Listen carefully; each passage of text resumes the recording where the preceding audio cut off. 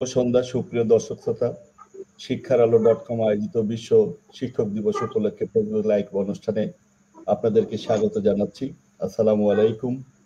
আজকের এই আলোচনা অনুষ্ঠানে দেশের বিভিন্ন জেলা থেকে যে সকল অতিথিবৃন্দ যুক্ত হয়ে আছেন, আমরা প্রথমে সেই সকল অতিথিবৃন্দের সাথে পরিচয় হব। আমাদের সাথে যুক্ত আছেন অধ্যক্ষ শেখ কাউসার আহমেদ, সাধারণ সম্পাদক, বাংলাদেশ শিক্ষক সমিতি বিটিএ। আমাদের সাথে যুক্ত আছেন মোহাম্মদ মঈন হাওলাদার, প্রধান শিক্ষক, ব্রজমোহন বিদ্যালয়, বরিশাল, জাতীয় গুণী শিক্ষক 2024। যুক্ত আছেন মুস্তাফিজুর রহমান শাহিন, সাধারণ সম্পাদক, বাংলাদেশ প্রাথমিক শিক্ষক সমিতি বিপিটিএ। যুক্ত আছেন রায়হানা হক, প্রধান শিক্ষক, বাঁশগাড়ি 1 সরকারি প্রাথমিক বিদ্যালয়, ভৈরব, কিশোরগঞ্জ, জাতীয় গুণী শিক্ষক 2024। যুক্ত আছেন মোহাম্মদ নজরুল ইসলাম তুহিন, প্রভাষক, বাংলা, জাতির জনক বঙ্গবন্ধু শেখ মুজিবুর মেমোরিয়াল সরকারি মহাবিদ্যালয়, কালীগঞ্জ, ঝিনাইদহ। আপনাদের সকলকে স্বাগত জানাচ্ছি। সেই সাথে শিক্ষার আলো .com পরিবারের সকলকে এবং দেশ ও দেশের বাইরে যে সকল যারা আমাদের এই অনুষ্ঠানটি দেখছেন, আপনাদের প্রতি রইল আমার পক্ষ থেকে, শিক্ষার আলো .com এর পক্ষ থেকে নিরলস শুভেচ্ছা। সুপ্রিয় দর্শক মন্ডলী, আপনারা জানেন আজ 5ই অক্টোবর বিশ্ব শিক্ষক দিবস। বিশ্বের অন্যান্য দেশে বিভিন্ন আনুষ্ঠানিকতার মধ্য দিয়ে দিবসটি পালিত হয়েছে এবং হচ্ছে। তারই ধারাবাহিকতায় শিক্ষার আলো .com অনলাইন প্ল্যাটফর্মের মাধ্যমে শিক্ষকদের নানাবিধ দিক নিয়ে আলোচনার জন্য আজকের এই আয়োজন। আর এই আয়োজনে জুড়ে আছে আমি মোহাম্মদ মনিরুল ইসলাম। আমি প্রথমেই আমাদের অতিথি জনাব অধ্যক্ষ শেখ কাউসার আহমেদ স্যারের কাছে আমার একটি প্রশ্ন দিয়ে আজকের আলোচনা আমরা শুরু করতে চাচ্ছি। আমাদের আজকের যে বিশ্ব শিক্ষক দিবস উপলক্ষে বাংলাদেশ আজকের যে আমাদের যে মূল প্রতিপাদ্য বিষয় ছিল শিক্ষকের কণ্ঠস্বর, শিক্ষায় একটি নতুন সামাজিক অঙ্গীকার, এই বিষয়টা নিয়ে আমি স্যারের কাছে জানতে চাবো যে বাংলাদেশের প্রেক্ষাপটে আজকে আমরা যে দিবসটি পালন করলাম, শিক্ষকদের মর্যাদা, শিক্ষক বিভিন্ন বিষয় নিয়ে দিনব্যাপী বিভিন্ন শিক্ষা প্রতিষ্ঠান, প্রশাসন থেকে আরম্ভ করে প্রত্যেকটি জায়গায় আজকে এই দিনটি পালন হয়েছে। আমি স্যারের কাছে প্রশ্ন রাখছি, এই প্রেক্ষাপটের পরিপ্রেক্ষিতে বাংলাদেশের সাথে এটা কতটুকু সামঞ্জস্যপূর্ণ এবং এইটা কিভাবে আমরা বাস্তবায়ন করতে পারি, স্যারের কাছে আমি জানতে চাচ্ছি। আমি প্রথমেই প্রশ্নটি রাখছি আমাদের মুস্তাফিজুর স্যারের কাছ থেকে। বিসমিল্লাহির রহমানির রহিম। ধন্যবাদ। আজকে যারা অতিথি আছেন সবাইকে আমার পক্ষ থেকে এবং বাংলাদেশ শিক্ষক সমিতি বিটিএর পক্ষ থেকে আন্তরিক ধন্যবাদ জানাচ্ছি। বিশেষ করে আজকে আমাদের শিক্ষকদের একটি দিবস।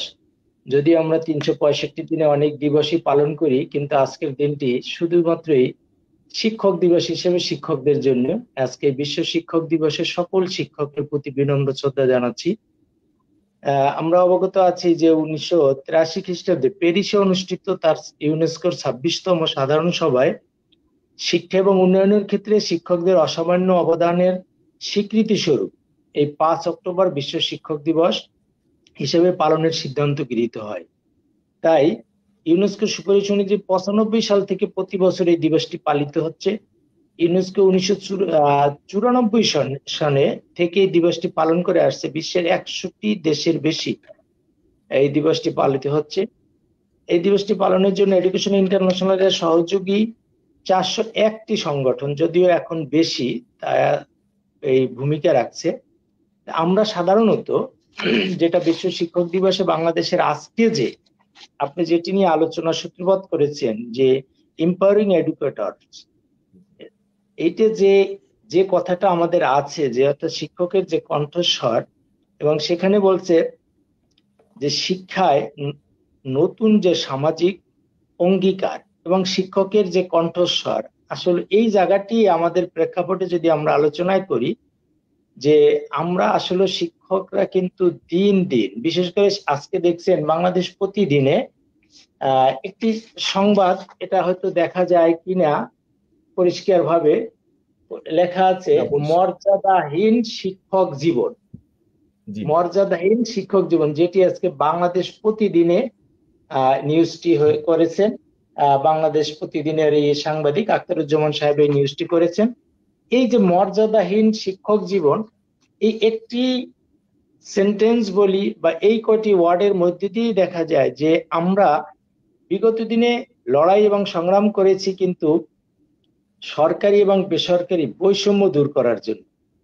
আমরা বলছি যে শিক্ষকতা পেশায় বেসরকারি শিক্ষক সমাজ প্রায় 97% আমরা আমাদের অংশগ্রহণ বেসরকারি খাতে, আর সরকারি খাতে 3%। জাতীয়করণের আগে কিছু প্রতিষ্ঠান জাতীয়করণের আগে ছিল মাত্র 2% প্রতিষ্ঠান ছিল সরকারি, কিন্তু সেই জায়গায় সরকারি এবং বেসরকারি যে বৈষম্য, এই বৈষম্যর কথা বলছি।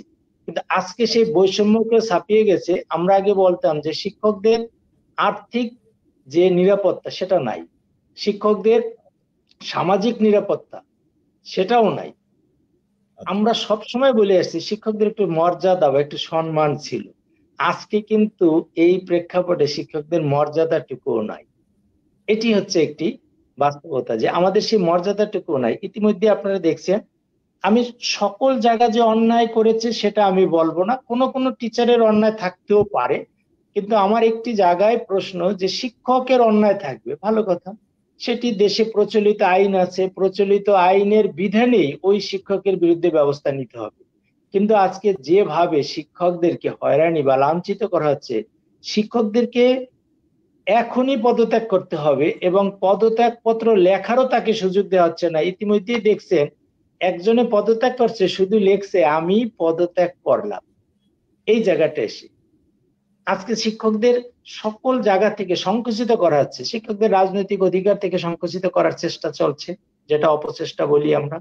সামাজিক নিরাপত্তা নাই, জীবনের নিরাপত্তা নাই, ইভেন আর্থিক নিরাপত্তা তো আগে থেকেই নাই। যেটি আমরা বারবার বলে আসছি যে শিক্ষকতা পেশায় যারা আসতেছেন, আজকে যদি কণ্ঠস্বরে কথা বলা হয়, আপনি কিভাবে কণ্ঠস্বর থাকবে? আজকে বলেন 12,500 টাকা বেতনে একজন শিক্ষক যে অনার্স মাস্টার্স পাশ করে আমাদের এনটিআরসি এর মাধ্যমে পরীক্ষা দিয়ে উত্তীর্ণ হয়ে তাকে একটি প্রতিষ্ঠানে যোগদান করতে হয়, তার বেতন প্রথম অবস্থায় আছে 12,500।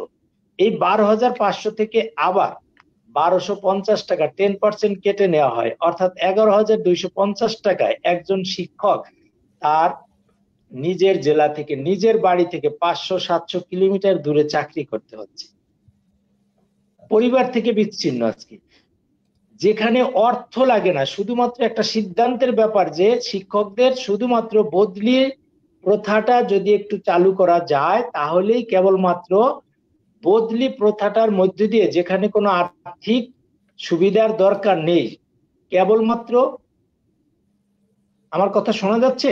জি জি জি, শুনতে পাচ্ছি, বলেন, মনোযোগ দিয়ে শুনছি আপনার কথা। যেখানে কেবলমাত্র আর্থিক কোনো সংস্থা নাই, একটি সিদ্ধান্তের ব্যাপার যে বদলি প্রথাটা চালু হইলে বাংলাদেশে কয়েক লক্ষ শিক্ষক বা কর্মচারী তারা কিন্তু একটু স্বাচ্ছন্দ্যে চাকরিটা করতে পারতো। তাহলে দেখেন, কথা বলার জন্য আজকে যদি কণ্ঠস্বরে কথা বলি, গত বছর 23-এর 11 জুলাই থেকে ঢাকার প্রেস ক্লাবের সামনে অবস্থান ধর্মঘট পালন করি 1 আগস্ট পর্যন্ত।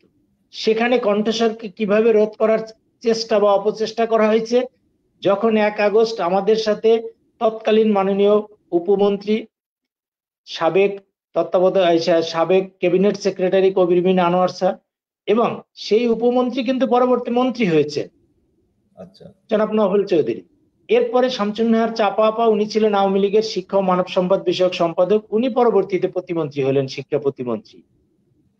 আমরা তাদের সাথে আলোচনা করে কিন্তু আমাদের আশ্বাস দেওয়া হলো, কি আশ্বাস দেওয়া হলো? মাননীয় প্রধানমন্ত্রী বলছেন জাতীয়করণ এর জন্য 2টি কমিটি করা হবে, একটি কমিটি হচ্ছে আর্থিক বিষয়টা নিরূপণ করা, আরেকটি হচ্ছে শিক্ষার মান নিয়ে সেটি নিরূপণ করা। ওকে, আমরা শুধু দাবি করেছিলাম যে যে আমাদের আন্দোলনের ফলে যে জাতীয় 2টি কমিটি করা হবে, আমাদের ওই কমিটিতে শিক্ষক নেতৃবৃন্দকে অন্তর্ভুক্ত রাখতে হবে, এটি ছিল আমাদের দাবি। অন্যথায় আমরা শিক্ষক নেতৃবৃন্দ যদি ওখানে অন্তর্ভুক্ত না থাকি, তাহলে আমলাতান্ত্রিক জটিল এটাকে দীর্ঘায়িত করবে।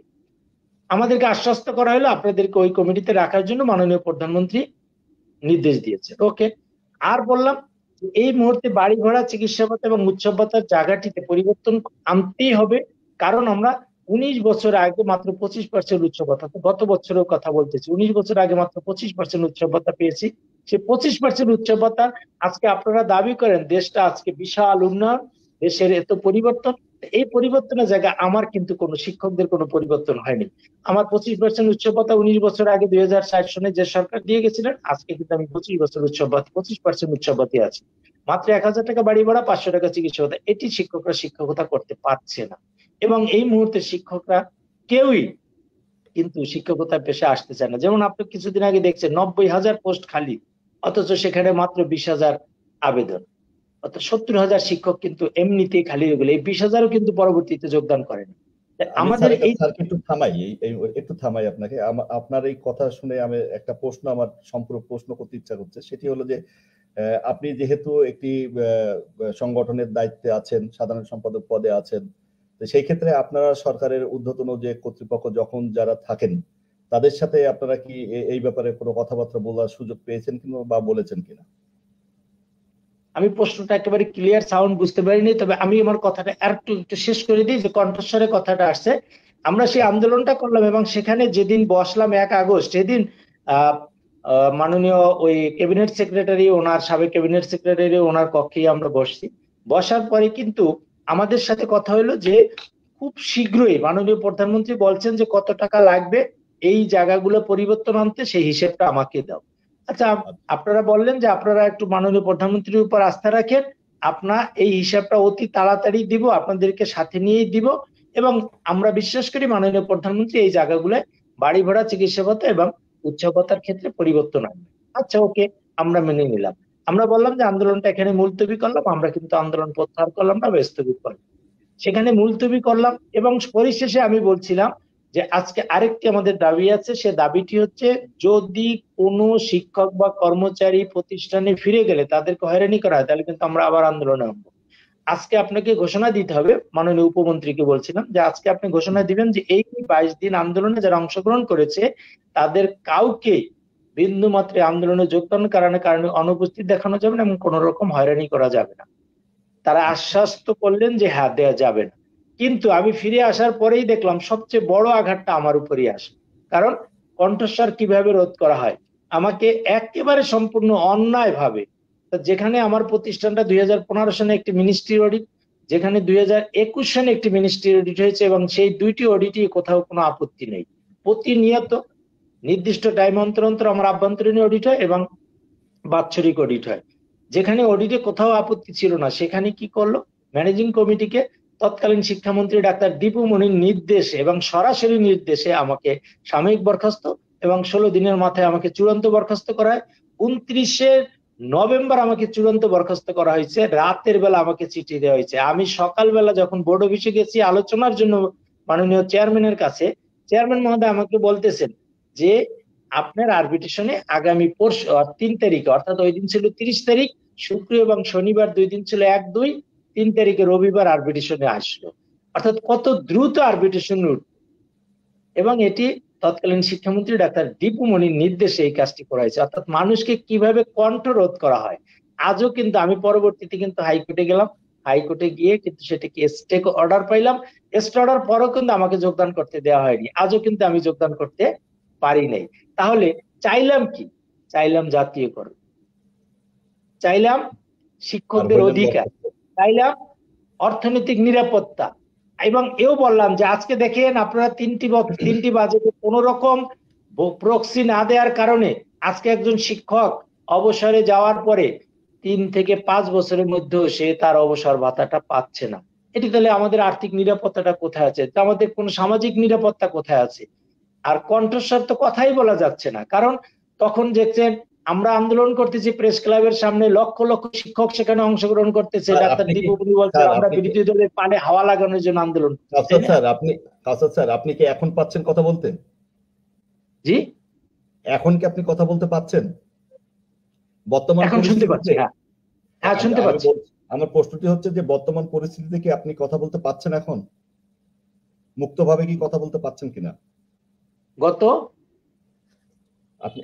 আমি বলছি যে আপনি এই মুহূর্তে এখন যে সরকার আছে, এই সরকারের অধীনে আপনি কি আপনার মুক্তভাবে কি আপনি কথা বলতে পাচ্ছেন কিনা?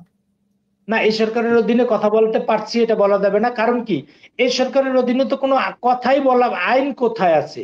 এখানে একজন শিক্ষককে একজন শিক্ষককে কোন রকম আইনি কোনো কাঠামোর মধ্যে না এনে তাকে জোরপূর্বক সরাসরি পদত্যাগ করতে বাধ্য করা হচ্ছে, তাহলে সেখানে কথা বলার অধিকার কোথায়? যে স্যার আপনার পদত্যাগ কাছে করছে আবার আজকে। আসবো স্যার। কাউসার স্যার আপনাকে ধন্যবাদ, আপনার কাছে আবার আমি আসবো। আমি আমি আমি এখন শুধু আমি হ্যাঁ, আমি অন্যদের সুযোগ দেন, শুধু একটি বলি, যে প্রশ্নটি আপনি করেছেন যে কথা বলার অধিকার, কোথায় কথা বলা? আজকে তো শিক্ষকদের পদত্যাগের যে ধারা, যেটা জোরপূর্বক পদত্যাগ, সেই জায়গাটি তো থামছে না। আমার এই ঢাকার ড্যামরায় গত 3 দিন আগে একজনাকে ছাত্রছাত্রীরা মুচলেখা দিয়ে, উপসচিব হচ্ছেন ওখানের সভাপতি, তার কাছে মুচলেখা দিয়ে তাকে প্রতিষ্ঠানে নিয়ে আসছে যে না, স্যারের বিরুদ্ধে আমাদের কোনো আপত্তি নেই। স্যারকে স্কুলে আনার পরে বাধ্য করছে তাকে ওই স্কুল থেকে বের হইতে, এবং পদত্যাগ করে বের হইতে হয়েছে তাকে। তাহলে ধন্যবাদ স্যার, আমি কথা আপনার বলা কাছে কি, আবার এখন আসবো। আমি যে কথা বলতেছি এইগুলোই কথা বলা, নাকি আমার চাকরির ক্ষেত্রে আমার নিরাপত্তা? উম, অবশ্যই চাকরি ক্ষেত্রে নিরাপত্তা। স্যার আপনার কাছে আমি আবার আসবো। আমি এখন একটি জি, প্রশ্ন ধন্যবাদ। রাখতে চাই। মোহাম্মদ মমিন হাওলাদার, প্রধান শিক্ষক, ব্রজম মোহন বিদ্যালয়, বরিশাল। স্যার আপনি এবছরের জাতীয় গুণী শিক্ষক 2024-এর পদক পেয়েছেন। আপনার কাছে আমার একটা প্রশ্নটি হলো যে শিক্ষকের মর্যাদা রক্ষায় এবং মানসম্মত শিক্ষার জন্য রাষ্ট্রের আপনি কোন কোন বিষয়গুলোকে মনে করেন যে এই বিষয়গুলোকে নিয়ে আমাদের কাজ করা উচিত বা রাষ্ট্রের কাজ করা উচিত, সেখানে আমাদের শিক্ষকদের মর্যাদার অক্ষুণ্ণ থাকবে, আমাদের মানসম্মত যে শিক্ষার যে চাহিদা, আমাদের যে বিষয়গুলো আছে সেগুলো এসডিজি গোল্ডের যে চাহিদা আছে সেটাতে পূরণ হবে, এইগুলোকে আপনি কিভাবে দেখেন? একটু এই বিষয়টা যদি স্যার একটু আপনার আমাদেরকে বলেন। জি, আসসালামু আলাইকুম। ধন্যবাদ মনিরুল ইসলাম স্যারকে আমাকে সুযোগ দেওয়ার জন্য। আসলে আমি প্রথমে ক্ষমা চেয়ে নিচ্ছি যে আমি ঢাকা থেকে আধা ঘন্টা পূর্বে আমি এসে পৌঁছেছি। আমার এই জন্য গলাটা বসে গেছে, কাশি আসছে, এই জন্য ক্ষমা সুন্দর দৃষ্টি দেখবেন। আমি শুরুতেই সকল শিক্ষকদের প্রতি আজকের এই দিবসে আমি শুভেচ্ছা জ্ঞাপন করছি। পাশাপাশি যারা আজকের এই অতিথিবৃন্দ আছেন তাদেরকে আমি ধন্যবাদ জ্ঞাপন করছি, তাদের সাথে এই গুণীজনদের সাথে আমি যে একত্রে আলোচনা রাখতে পারছি। বর্তমান অন্তর্বর্তীকালীন সরকারকে আমি ধন্যবাদ জ্ঞাপন করছি যে আমাদেরকে এই প্রথমবার এত ঘটা করে গুণী শিক্ষক যে সম্মাননা দেওয়ার জন্য। সেই সাথে জুলাই বিপ্লবে যে সমস্ত ছাত্ররা, যে সমস্ত যারা শহীদ হয়েছেন তাদের মাগফিরাত কামনা করছে বা আহতদের দ্রুত আরোগ্য কামনা করছে। যে প্রশ্নটা আপনি রাখলেন তার পূর্বে আমি বলতে চাই যে আমরা যে দেখলাম কাউসার সাথে আমি এই একতা করছি যে সংস্কারের যে বিষয়গুলো আসছে, যেখানে আমাদের আশা ছিল যে একটা শিক্ষা কমিশন গঠন হবে। শিক্ষা কমিশন গঠন না করে বৈষম্যমূলক বা কিভাবে সমস্যার কাজ করবে, এটা আসলে আমার বোধগম্য না। এখন আসছে আপনার প্রশ্নে যে মানসম্মত শিক্ষা রক্ষার জন্য আমাদের রাষ্ট্রের যে দায়িত্ব, আমরা দেখি ইতিপূর্বে দেখেছি যে রাষ্ট্রের বা সমাজের যে কোনো প্রয়োজনে একসময় সমাজ প্রতিষ্ঠানের কাছে আসতো, শিক্ষকদের কাছে আসতো। সমাজের বিভিন্ন গুরুত্বপূর্ণ বিষয়ে শিক্ষকদের কন্ট্রিবিউশন ছিল। কিন্তু বিগত দিনে আমরা দেখছি যে এখানে শিক্ষকদের তো আসলে মর্যাদা এটা রক্ষা করা দুরূহ ব্যাপার। হ্যাঁ, তো রাষ্ট্রের তো দায়িত্ব পালন করার ক্ষেত্রে আমাদের শিক্ষকদের খুব হিসাব নিকাশ চলতে হতো। শিক্ষকদের যদি কন্ট্রোল করা হয়, একজন শিক্ষক যদি মুক্ত চিন্তা বা মুক্তভাবে কথা বলতে না পারে, তার লেখনীর কথা বলা হয়েছে। আপনারা জানেন যে বিগত সরকার যে বিষয় আমাদের যে একটা পরিপত্র দিচ্ছে যে সামাজিক যোগাযোগ মাধ্যমে শিক্ষকরা লেখালেখি করবে, সেই ক্ষেত্রে সতর্কতা অবলম্বন করতে বলা হয়েছে। সুতরাং একজন শিক্ষককে যদি তার যদি সব জায়গায় যদি তাকে প্রতিবন্ধকতা সৃষ্টি করা হয়, তাহলে সমাজে তার অবদান কিভাবে রাখবে? আমরা দেখতাম যে বিভিন্ন সময়ে যে বাল্যবিবাহ অথবা যৌতুক নিয়ে সমস্যা বা সামাজিক বিভিন্ন সমস্যা, কোর্টে যে মামলাগুলো হতো, এই জটিল মামলাগুলো যেগুলো যে দেখতাম যে বিভিন্ন প্রতিষ্ঠানের যে শিক্ষকদের, প্রধান শিক্ষকদেরকে এই দায়িত্ব দেওয়া হতো কোর্ট থেকে যে এটাকে নিরসনের জন্য। আর কিন্তু আমরা কিন্তু সম্প্রতি এগুলো দেখছি না। হ্যাঁ, আগে দেখতাম যে প্রধান শিক্ষক যে জটিল বিষয়গুলো এরা সমাধান করতো এবং কোর্টে একটা প্রতিবেদন দিত। হ্যাঁ, তো এই যে একটা বড় দায়িত্ব একটা বিবাহ বিচ্ছেদ থেকে রক্ষা করার জন্য বা যৌতুক বিরোধী সে কাজ করার জন্য, মারামারি বড় ধরনের গ্রাম এলাকায় সংঘাত, হ্যাঁ, একজন প্রধান শিক্ষক বা সাধারণ শিক্ষক যা ছিল তাদের কিন্তু একটা মর্যাদা ছিল। কিন্তু এখন তো শিক্ষকের সে কথা বলার জায়গা নেই। কথা বললেই পদে পদে সমস্যা আমরা দেখতে পাচ্ছি। বিশেষ করে অতি বাড়াবাড়ি। আমরা শিক্ষকরা প্রতিষ্ঠানে যে আসলে শিক্ষকতা তো করি না, আমরা চাকরি করি।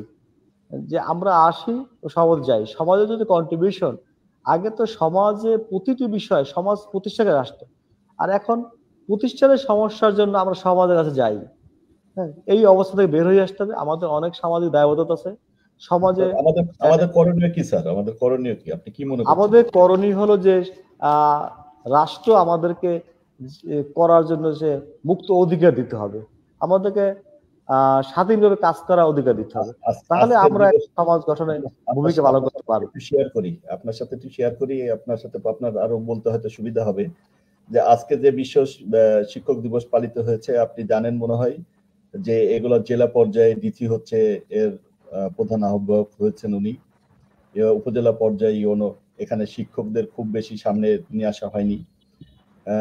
তারপরে যে ওনার বক্তব্য যেখানে দিয়েছেন সেখানেও ঘটনাগুলো প্রায় কাছাকাছি, শিক্ষকদের খুব বেশি সামনে নিয়ে আসা হয় না। আপনি শিক্ষক দিবস পালন করবেন কিন্তু সেখানে শিক্ষকদের কন্ট্রিবিউশনটা খুবই কম থাকবে, তাহলে তো আপনি খুব বেশি আগাতে পারবেন না। স্যার আমি আপনার কাছে আবার আসবো, আমি এখন একটু আসতে চাই মোস্তাফিজুর রহমান শাহীন স্যার আপনার কাছে। আপনি বাংলাদেশ প্রাথমিক শিক্ষক সমিতির সাধারণ সম্পাদক পদে আছেন, একটি দায়িত্বপূর্ণ পদে আছেন। আপনার কাছে আমার যে প্রশ্নটি সেটি হলো যে প্রাথমিক শিক্ষাকে আদর্শিক শিক্ষায় উন্নীত করতে হলে মানে আমাদের মূল ভিত্তিটা হচ্ছে প্রাথমিক শিক্ষা। সেই জায়গাটাকে আমরা কিভাবে আরো গুরুত্ব দিয়ে সামনের দিকে নিয়ে আসতে পারি?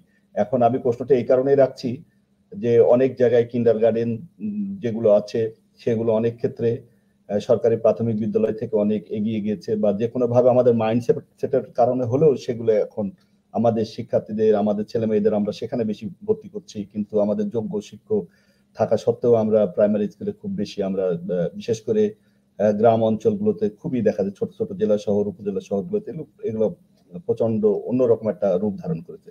এই বিষয়গুলো আপনি দায়িত্বপ্রাপ্ত একটা পদে থেকে আপনি কিভাবে চিন্তা করেন এগুলোকে নিয়ে? মোস্তাফিজুর রহমান শাহীন স্যার, আপনি কি শুনতে পাচ্ছেন আমাকে? ও, আমার তো মিউট করা ছিল। ধন্যবাদ। শিক্ষার.com এর সঞ্চালক, আজকে বিশ্ব শিক্ষক দিবসের একটু চমৎকার প্রোগ্রামের সঞ্চালক জনাব মনিরুল ইসলাম, প্রভাষক, মেহেরপুর সরকারি কলেজ। আপনার মাধ্যমে দর্শক শ্রোতাদেরকে বিশ্ব শিক্ষক দিবসে বাংলাদেশ প্রাথমিক শিক্ষক সমিতি কেন্দ্রীয় কমিটির পক্ষে সকল শিক্ষকদেরকে শুভেচ্ছা জানাচ্ছি। পাশাপাশি আজকে যারা অতিথি আছেন, বিশেষ করে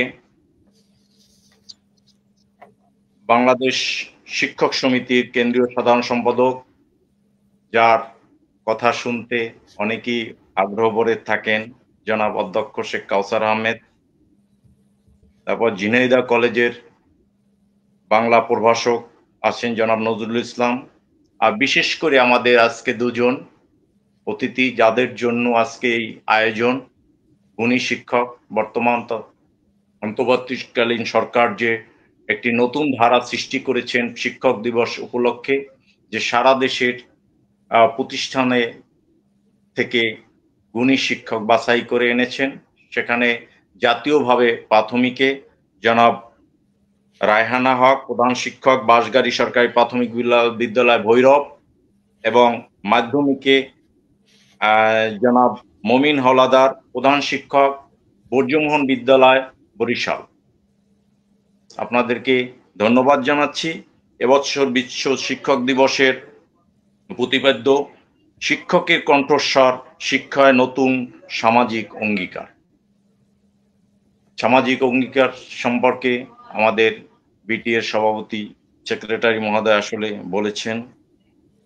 আমি আলোচনার শুরুতেই স্মরণ করছি আমার জীবনের প্রথম শিক্ষক আমার মা। তাকে সহ সকল শিক্ষককে, এবং আমার প্রাতিষ্ঠানিক শিক্ষক আমার বাবা। আমার বাবা একজন শিক্ষক ছিল, এবং তার প্রতিষ্ঠানেই আমার হাতে করি সহ আমার প্রাথমিক, মাধ্যমিক, কলেজ জীবনের যত শিক্ষক আছে তাদেরকে শ্রদ্ধাভরে স্মরণ করেছি।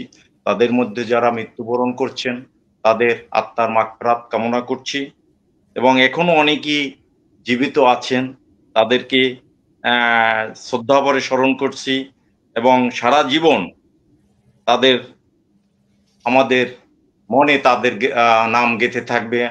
বিশেষ করে তাদের যে কানমলা, পেটের পিটানো, পেট চাপড়ানো, পিঠ চাপড়ানো, এগুলো আমাদের জীবনের পাথেয় হয়ে থাকবে। কারণ যেটুকু শিখেছি ওইসব শিক্ষকদের মাধ্যমে শিখেছি, এবং তাদের আমরা এখনো স্মরণ করি। এবং দেখলে আমার জীবিত প্রাথমিক বিদ্যালয়ের জীবিত 2 জন শিক্ষক আছে।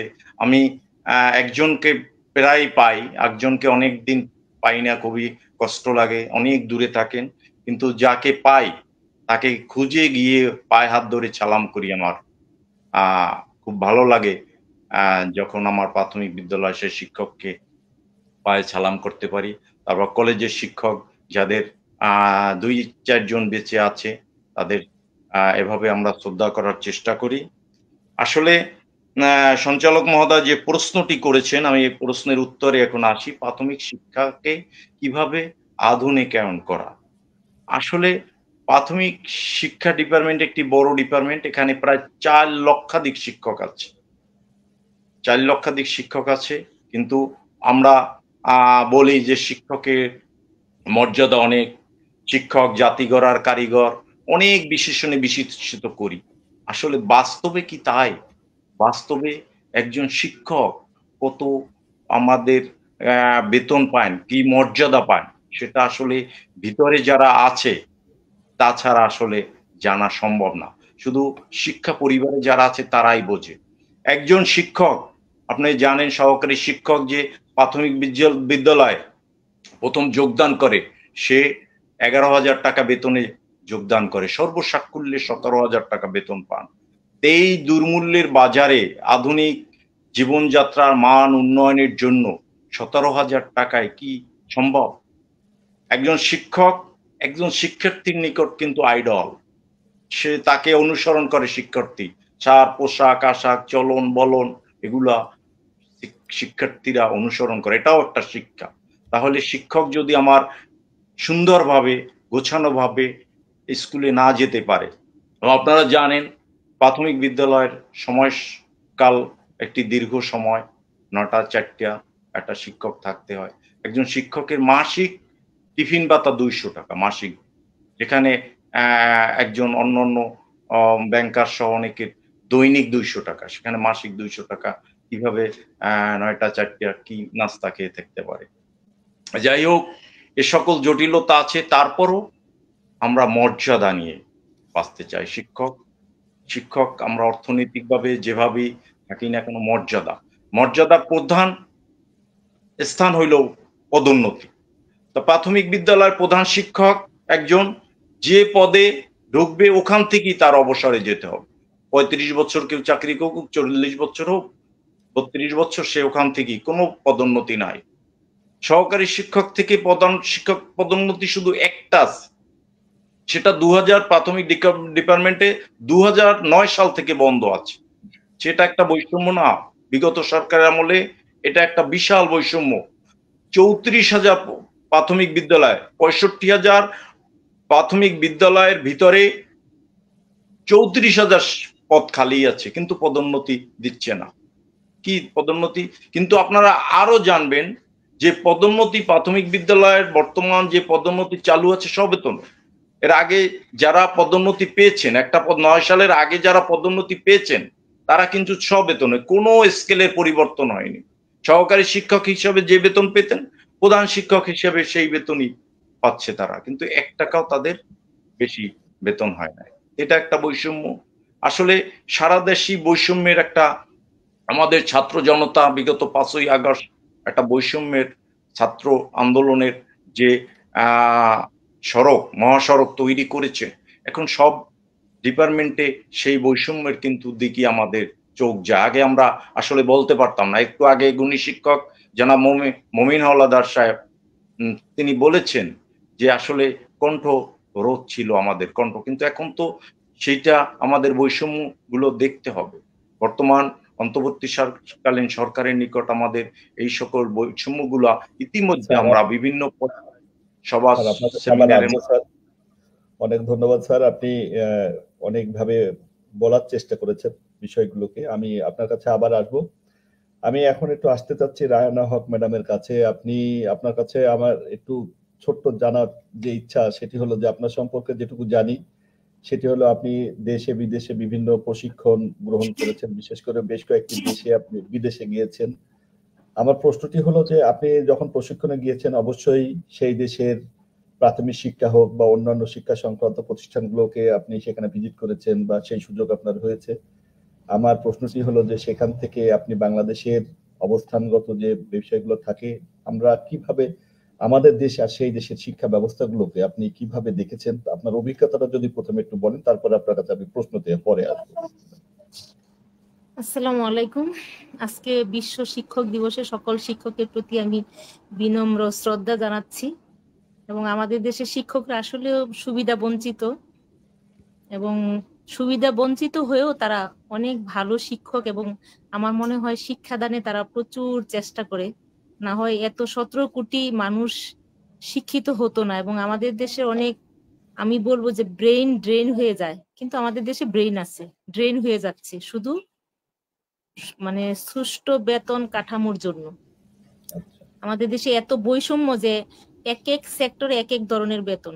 স্যার একটু আগে বলে গেছেন, শাহিন স্যার, আমি অন্যান্য দেশের সাথে তুলনা করেই বলতেছি। যেমন আমরা যে যারা সরাসরি প্রধান শিক্ষকে ঢুকেছি, আমরা কিন্তু ব্লক পোস্টে আছি, কোনোদিন প্রমোশনের কখনোই প্রত্যাশা করতে পারবো না। এখন পিএইচডি ডিগ্রি করি তাতেও কোনো লাভ নেই, ওইখানেই থাকবো। আর সহকারী শিক্ষকরা প্রমোশন হয় একদম লাস্ট বয়সে, এবং তাদের কোনো সবেতন নেই, কারণ তার সেই স্কেল সে অলরেডি পেয়ে যায়। আর আমি বলবো যে এখানে মহিলারা যারা জয়েন করেছেন মানে প্রাইমারি স্কুলে, তারা তো একটা ব্যাকআপ থাকে, হাজবেন্ড থাকে বা বাবার বাড়িতে থাকে, তাদের একটু চলে যায়। কিন্তু একজন পুরুষ শিক্ষক তার পুরোটা ফ্যামিলি চালাইতে হয় তার উপর, তার যদি ডিপেন্ডেন্ট না থাকে তার ফ্যামিলি, এই টাকা দিয়ে তো সম্ভব না।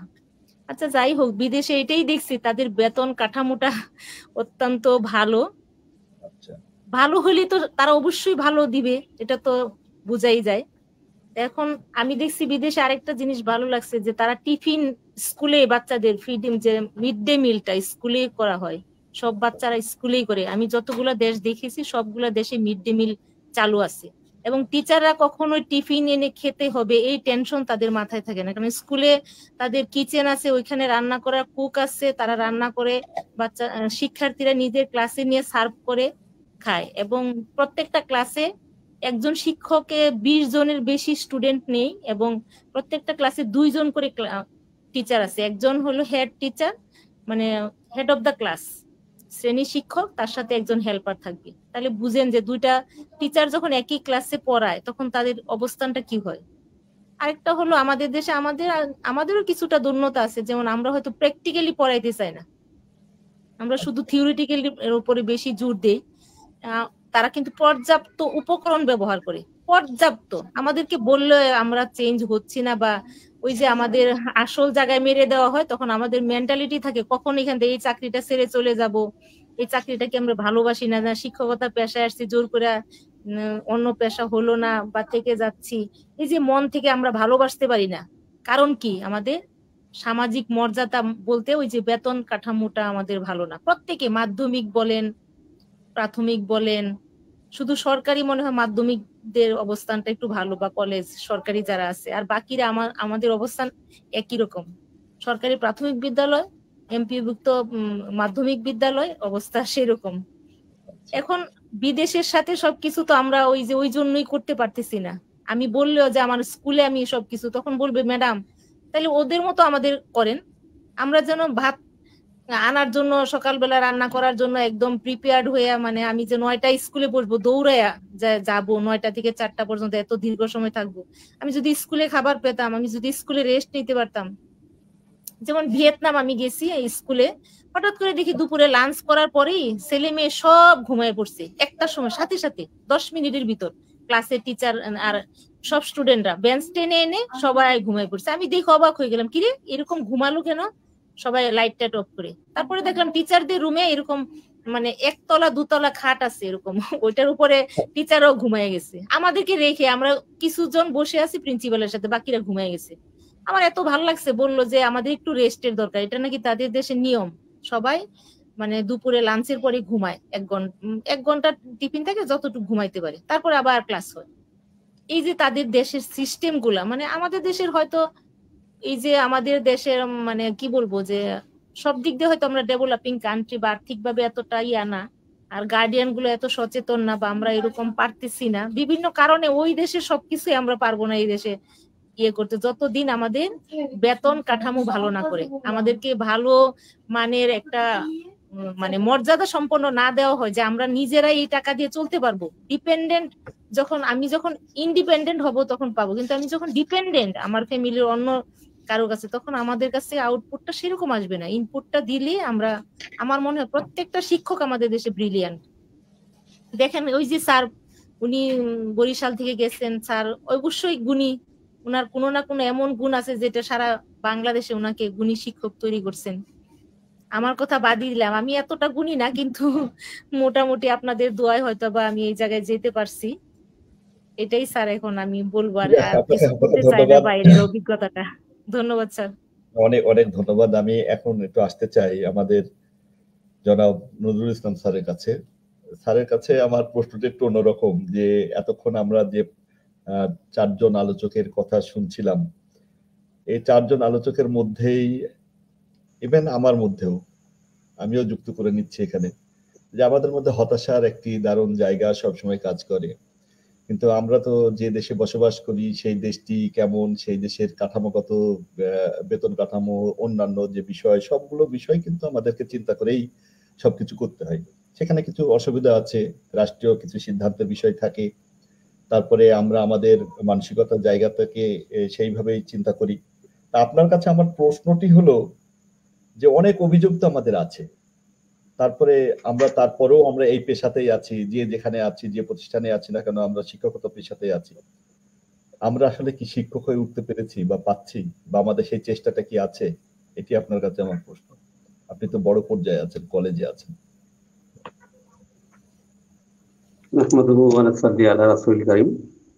আমাকে কি শুনতে পাচ্ছেন? জি, শুনতে পাচ্ছি। আমাকে শুনতে পাচ্ছেন? জি, ধন্যবাদ। আমি আজকের এই বিশ্ব শিক্ষক দিবসে প্রথমেই স্মরণ করছি মানবতার মুক্তি দিশারি হযরত মুহাম্মদ সাল্লাল্লাহু আলাইহি ওয়াসাল্লাম, যিনি পৃথিবীতে মানবতার জয়গান নিয়ে পৃথিবীতে আবির্ভূত হয়েছিলেন।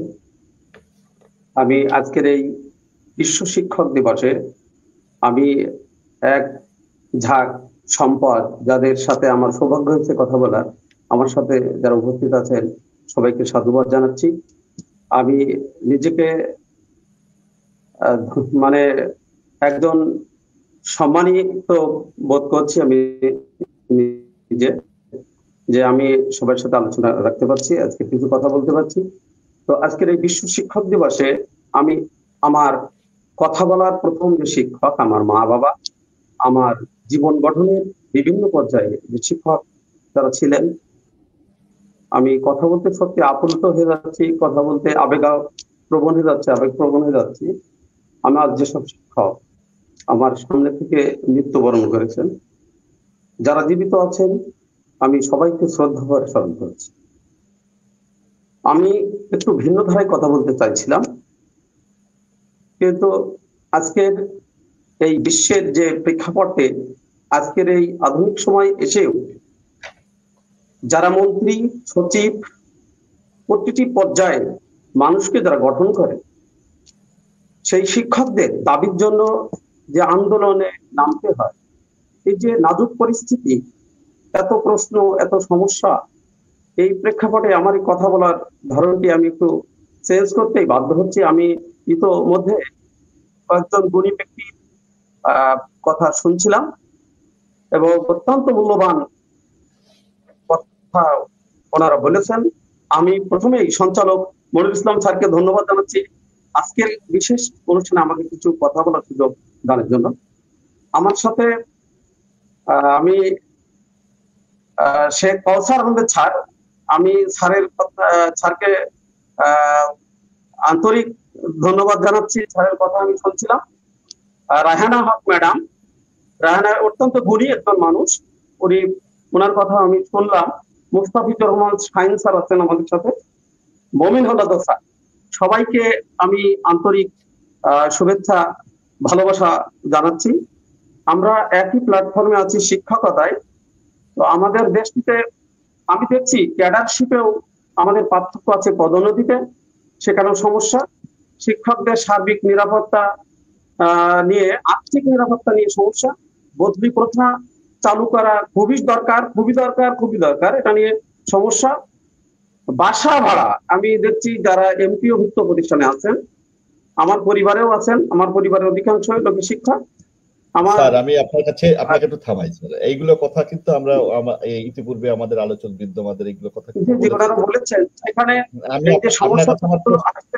প্রশ্নটি আমাকে করেছেন, আমি সেখানে যাচ্ছি আর কি, যে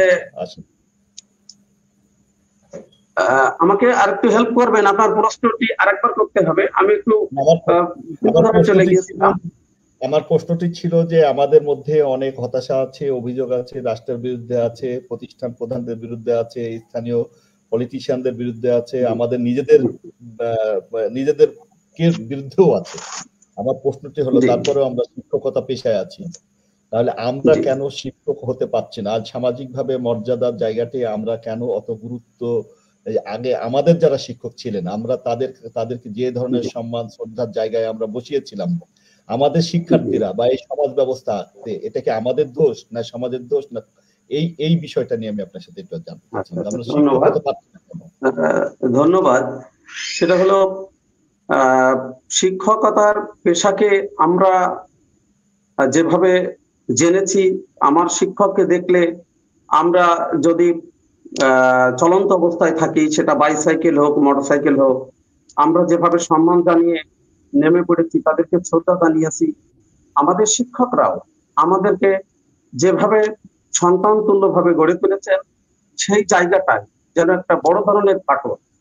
ছাত্র শিক্ষক সম্পর্ক, এই সম্পর্কে জায়গাটা একটা ফাটল। এর জন্য শিক্ষা ব্যবস্থা,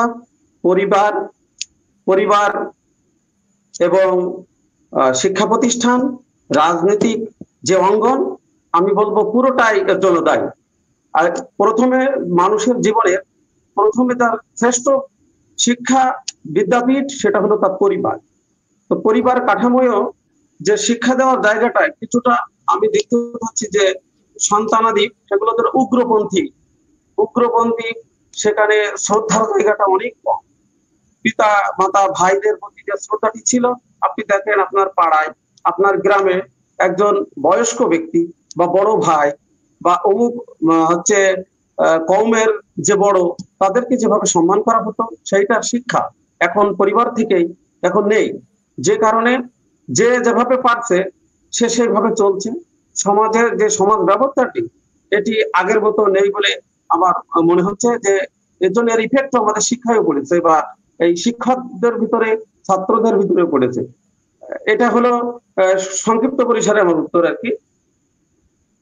ধন্যবাদ আপনাকে। আমি আবার একটু আসতে চাই শেখ কাউসার আহমেদ স্যারের কাছে। স্যার, আপনার কাছে আমি একটা অন্যরকম একটু প্রশ্ন করি, যে প্রশ্ন যদিও সেটা শিক্ষা সংক্রান্ত, শিক্ষা খুব গুরুত্বপূর্ণ একটি জায়গা, সেটি কারিকুলাম নিয়ে আমি একটু কথা আপনার সাথে শুনতে চাই। যে আমরা সৃজনশীল পাইলাম যখন, তখন আমাদের কাছে এটি খুবই মনে হলো যেন আমরা অথই সাগরে আমরা মধ্যে হাবুডুবু খাচ্ছি। সেখানে শিক্ষকদের ট্রেনিং নেই। তারপরেও 10-12 বছর আমরা সেটা নিয়ে চললাম, মোটামুটি একটি মানানসই জায়গায় এসে দাঁড়াইলাম। শিক্ষকরা ইতিমধ্যে সেটাকে আশ্বস্ত করলো। এর মধ্যে হঠাৎ করে আবার কারিকুলামের পরিবর্তন, মনে হলো যেন মাথায় পাথর। এই বিষয়টি আমার কাছে যেটা মনে হয়েছে, আমরা যারা 6, 7, 8, 9 আমাদের যাদের সন্তান আছে, আমরা বিশেষ করে আমরা মানে শিক্ষককে জিজ্ঞেস করি, শিক্ষক বলে আমরা এই বিষয়ে কিছু জানি না। ছাত্রকে বলি, ছাত্র কিছু জানে না। আমরা অভিভাবকরা তো এই বিষয়টি একদম, এই বিষয়গুলোকে আপনি কিভাবে দেখেন, যে এই হুটহাট শিক্ষা নিয়ে বিভিন্ন রকম চিন্তা, বিভিন্ন রকম কাটাছেঁড়া, ঢাকা শহরের রাস্তার মতো, এটিকে আপনি কিভাবে দেখেন? এটি থেকে আমাদের বের হওয়া কত জরুরি বলে আপনি মনে করছেন? ধন্যবাদ। শোনা যাচ্ছে না? জি, শুনতে পাচ্ছি, প্লিজ। আমি প্রথমে এতক্ষণ যারা আলোচনা করেছেন অত্যন্ত চমৎকার আলোচনা করেছেন, তাদের সবাইকে ধন্যবাদ জানাই। পাশাপাশি আহ, গুণী শিক্ষক যারা আছেন ওনাও চমৎকার উপস্থাপন করেছেন, বিশেষ করে আমাদের আপা। উনি শিক্ষা ব্যবস্থা নিয়ে এবং বিভিন্ন দেশের যে পদ্ধতিগত শিক্ষা বা যেটা নিয়ে শিক্ষা পদ্ধতি নিয়ে যে কথাগুলো বলেছেন চমৎকার বলেছেন। আমি ওনার কথার সাথে সাথে কিছু নোট করেছিলাম, তবে আপনি সেই প্রশ্নটি করেছেন কারিকুলাম বা বর্তমান যে শিক্ষা কারিকুলাম, আসলে এই শিক্ষা কারিকুলামটা নিয়ে কথা বলবো, কার সাথে কথা বলবো? আজকে যিনি শিক্ষা কারিকুলাম এই বাস্তবায়ন করেছেন তিনি কোথায়? বারবার যখন শিক্ষার্থী, অভিভাবক এবং শিক্ষকরা, কারণ শিক্ষকরা যদিও হাত পা বাঁধা ছিল, কারিকুলামের ব্যাপারে কোনো রকম মন্তব্য করার সুযোগ ছিল না। আপনি দেখছেন শিক্ষা কারিকুলামের ব্যাপারে মন্তব্য যাতে না করা যায় এজন্য প্রজ্ঞাপন জারি করা হয়েছে অবশ্যই। এবং বিভিন্ন সময় চিঠিপত্র ইস্যু করা হয়েছে যে এই শিক্ষা কারিকুলাম নিয়ে কোনো কথা বলা যাবে না, কোনো রকম কথা বলা যাবে না। এবং আমাকে যে বরখাস্ত করা হয়েছে এখানে একটি পয়েন্ট দিয়েছে আমি নাকি শিক্ষা কারিকুলামের বিরোধিতা করছি, এটা বাস্তবায়নের জন্য বাধাগ্রস্ত করছি। আমাদের দুর্ভাগ্য এই জায়গাটিতে যে আজকে যে দেশের শিক্ষা কারিকুলাম যেটা করা হয়েছে, আমার প্রশ্নটা হলো এই কারিকুলামটা স্টেক হোল্ডার কাদের সাথে উনি আলোচনা করেছিলেন? ইভেন জাতীয় সংসদে এই শিক্ষা কারিকুলাম নিয়ে কোনো রকম আলোচনা করা হয়নি। তাহলে এই শিক্ষা কারিকুলামটা কোথা থেকে আসলো বা কিভাবে আসলো? আমার কথা হলো একটি কারিকুলাম ভালো কি মন্দ সেটা বাস্তবায়নে যাওয়ার পরে বোঝা যাবে, কিন্তু আমার দেশের জন্য এই কারিকুলামটি বাস্তবায়ন যোগ্য কিনা সেটা আমাকে আগে ভাবতে হবে। আপনি যদি উন্নত দেশ ফিনল্যান্ডের শিক্ষা ব্যবস্থাকে এখানে নিয়ে আসেন, আমি কি ফিনল্যান্ড হতে পারছি? আমার শিক্ষা কারিকুলাম যেটা করা হয়েছে এই শিক্ষা কারিকুলামের সাথে আমার টিচার, আমার শ্রেণীকক্ষ, আমার স্টুডেন্ট, আমার অভিভাবক, কেউ কি আমরা এর সাথে সম্পূর্ণভাবে প্রস্তুত ছিলাম? তাহলে এই যে যে শিক্ষা কারিকুলামটি আমাদের উপর চাপিয়ে দেওয়া হয়েছিল, কেন এই শিক্ষা কারিকুলামটি নিয়ে এত ক্ষোভ প্রকাশ করা হলো?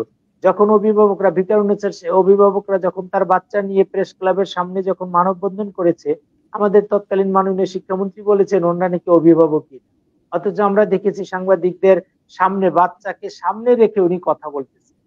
আমার প্রশ্নটা তখন বলেছিলাম যে একজন অভিভাবক যারা আন্দোলন করছে দেখান যে এদেরকে, আপনাদের কাছে গোয়েন্দা রিপোর্ট আছে, দেখান যে ওনার কোনো বাচ্চা এই প্রতিষ্ঠানগুলায় পড়ে না বা কোনো শিক্ষার্থী নাই, উনি আমাদের কারিকুলামের বিরোধিতা করছে অন্যায়ভাবে। আমাদের প্রশ্নটা হলো যে এই যে যে কারিকুলামটি দিয়েছিল সেই কারিকুলামটার ব্যাপারে আমাদের দ্বিমত ছিল। কেন দ্বিমত ছিল?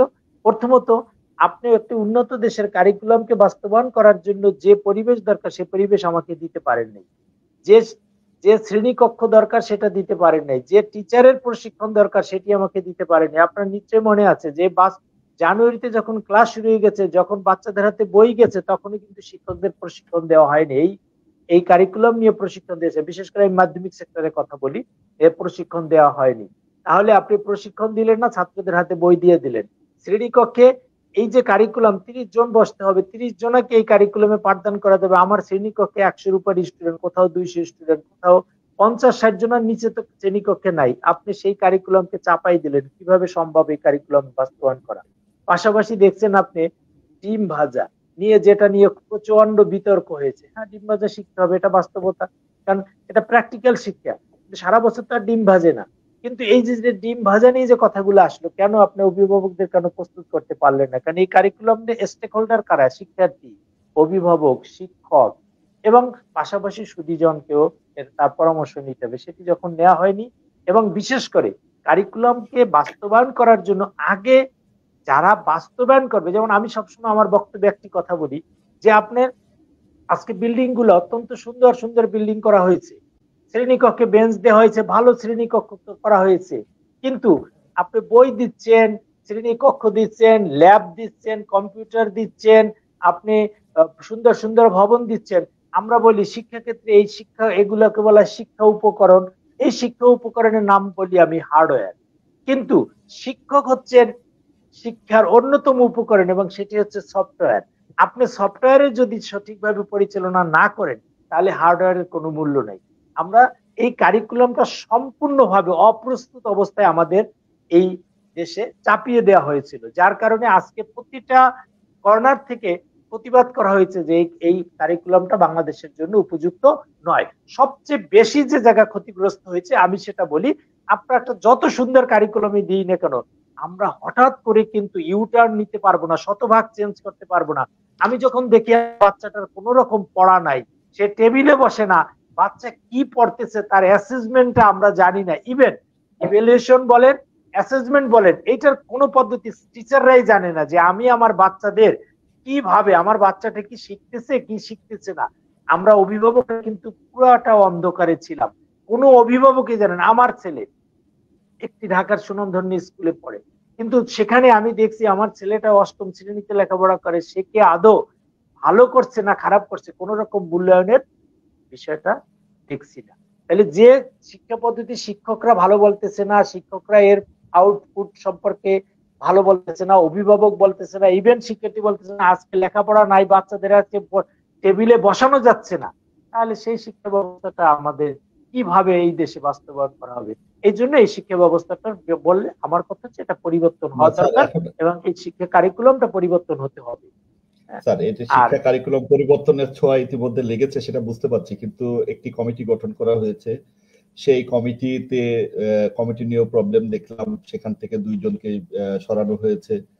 তারপরে সেখানে শিক্ষকদের খুব বেশি সেখানে রাখা হয়নি, একজন ঢাকা বিশ্ববিদ্যালয়ের শিক্ষক আছেন, 2 জন ছিলেন, তাদেরকে সরাই দিচ্ছে। এখন এই যে সেখানে আমলারা সেখানে এই কারিকুলাম তৈরি করছে, এই ক্ষেত্রে আসলে যারা মাঠ পর্যায়ে কাজ করে তাদের তো এইরকম অভিজ্ঞ যোগ্য অবশ্যই সেই ধরনের শিক্ষক অবশ্যই আছেন যারা কারিকুলাম নিয়ে কাজ করতে পারেন।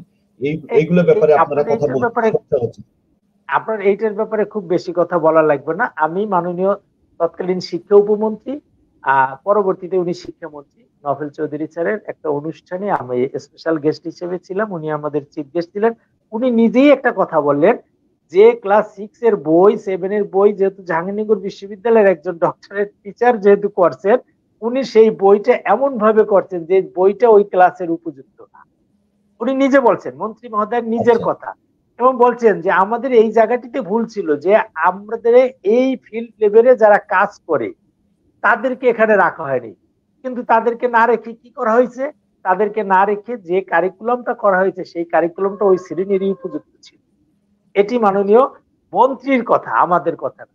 তাহলে আপনি ডক্টরেট পাস করা, আপনি ইউনিভার্সিটি টিচার দিয়ে প্রাথমিকের বই করাবেন, সেখানে ওই ইউনিভার্সিটি টিচার তো প্রাথমিকের বাচ্চা কখনো পড়ায় না, একটি প্রাথমিকের বাচ্চারা কোন মানসিকতা পড়াইতে হবে তাদের নাই। অতএব আমি বলবো যে প্রাথমিককে যারা পড়ায় ওই কমিটিতে থাকুক, উচ্চশিক্ষিত ডক্টরেটও থাকবে, কিন্তু প্রাথমিক শিক্ষক থাকতে হবে। যারা মাঠ পর্যায়ে পড়ায় তারা বুঝে যে বাচ্চাদের এই পড়াইতে গেলে কি সমস্যাগুলো হয়। আজকে আসে, আমি যদি স্বাভাবিকভাবে বলি, একজন বাবা এবং একজন মায়ের মধ্যে যে পার্থক্যটা, একটা বাচ্চা নার্সিং করার জন্য একজন মা যেভাবে নার্সিং করতে পারবে একজন বাবা সেভাবে তার দ্বারা সম্ভব নয়। সেটি যদি হয় তাহলে প্রাইমারি স্কুলে যারা পাঠদান করান অবশ্যই কারিকুলাম বা তৈরি করতে গেলে তাদের অন্তর্ভুক্ত থাকতে হবে। মাধ্যমিকে যারা পাঠদান করান কারিকুলাম তৈরি করতে তো ওই কমিটিতে মাধ্যমিকের শিক্ষক থাকতে হবে, কলেজের শিক্ষক কলেজের কারিকুলামে থাকতে হবে। এরপরে আপনি এক্সপার্ট, আপনি উচ্চ শিক্ষিত রাখেন, ইউনিভার্সিটি টিচার রাখেন বা আরো স্পেশালিস্ট রাখেন, বিদেশি লোক রাখেন, আপত্তি নেই। কিন্তু যখনই আপনি সেটা না রাখছেন তখনই বাস্তবের সমস্যাটা তারা বুঝতে পারে নাই, যার কারণে কি হয়ে গেছে, কারিকুলামটা বাস্তবায়ন সম্ভব হয়নি। আর স্বাভাবিকভাবে আমি একটু অন্য একটু কথা বলি আপনাকে। আমাদের দুর্ভাগ্য বা সৌভাগ্য যেটি বলি না কেন, বর্তমান সরকারের 2 জন উপদেষ্টা ইতিমধ্যেই দেখেছেন যে আমাদের মাননীয় পররাষ্ট্র উপদেষ্টা উনি একটি ফিচার লিখেছিলেন, আমরা যখন আন্দোলন করছি তখন উনি একটি ফিচার লিখেছিলেন 33,000 শিক্ষক অনাহারে পাঠদান করবেন কিভাবে। এবং সেই ফিচারটি পত্রিকায় যখন লেখে তখন যে ছবিটা দিয়েছিল আমাদের প্রেস ক্লাবে যে আমরা বসা ছিলাম সেই ছবিটি দিয়ে উনি এই ফিচারটি লিখেছিলেন। পরবর্তীতে ধর্ম উপদেষ্টা একটি ফিচার লিখছিলেন মাধ্যমিক শিক্ষক জাতীয়করণের দাবিটা যৌক্তিক। কিন্তু আমরা আশা ছিলাম যে 2 জন, এবং আমাদের শিক্ষা উপদেষ্টা শিক্ষা নিয়ে কাজ করেন, উনি একজন শিক্ষক ছিলেন। আমাদের কথা হচ্ছে যে 6টি কমিশন হলো, কিন্তু আমরা শিক্ষা সংস্কারের জন্য কমিশন দেখলাম না কেন? অবশ্যই শিক্ষা সংস্কারের জন্য কমিটিটা ছিল অগ্রাধিকার। আপনি যতই করবেন এই শিক্ষা সংস্কার কমিটি হতে হবে। এবং আজকে আপনার এই অনুষ্ঠানের মাধ্যমে আমি সরকারের যারা দায়িত্বশীল আছেন তাদের কাছে আমি বলি শিক্ষা সংস্কার কমিটির মাধ্যমে তাদের রিপোর্টটি বাস্তবায়ন করা হোক এবং শিক্ষা সংস্কার কমিটির মাধ্যমে আজকে দেখেন এই মুহূর্তে কিন্তু শিক্ষা সংস্কার ছাপা হচ্ছে, কারিকুলাম চেঞ্জ হবে, তাহলে কারিকুলামটা কিভাবে হবে, আমি একটু তাই না? অন্য আলোচকের কাছে একটু যেতে চাই। আমি মুস্তাফিজুর রহমান শাহীন স্যার, আপনার কাছে একটি প্রশ্ন আমি রাখতে চাই যে আমরা প্রাথমিক শিক্ষাকে বলছি যে আমাদের যে ভিত্তি, এটা আমরা সকলে স্বীকার করি, মানি, এবং এর উপরে চরম সত্য আর কিছু নাই।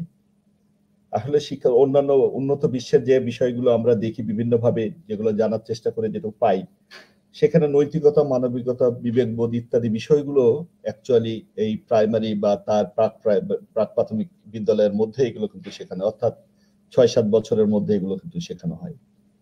আমাদের দেশে আসলে শিক্ষকরা, আমি যেহেতু কলেজে পড়াই, আমি একটি বিষয় আপনাদেরকে দৃষ্টি আকর্ষণ করছি, সেটি হলো যে আমি বাংলাদেশের সবচেয়ে মানে কম মানে যোগ্যতা সম্পন্ন কলেজেও চাকরি করেছি এবং বাংলাদেশের এ গ্রেড A+ পাওয়া কলেজেও আমি চাকরি করেছি।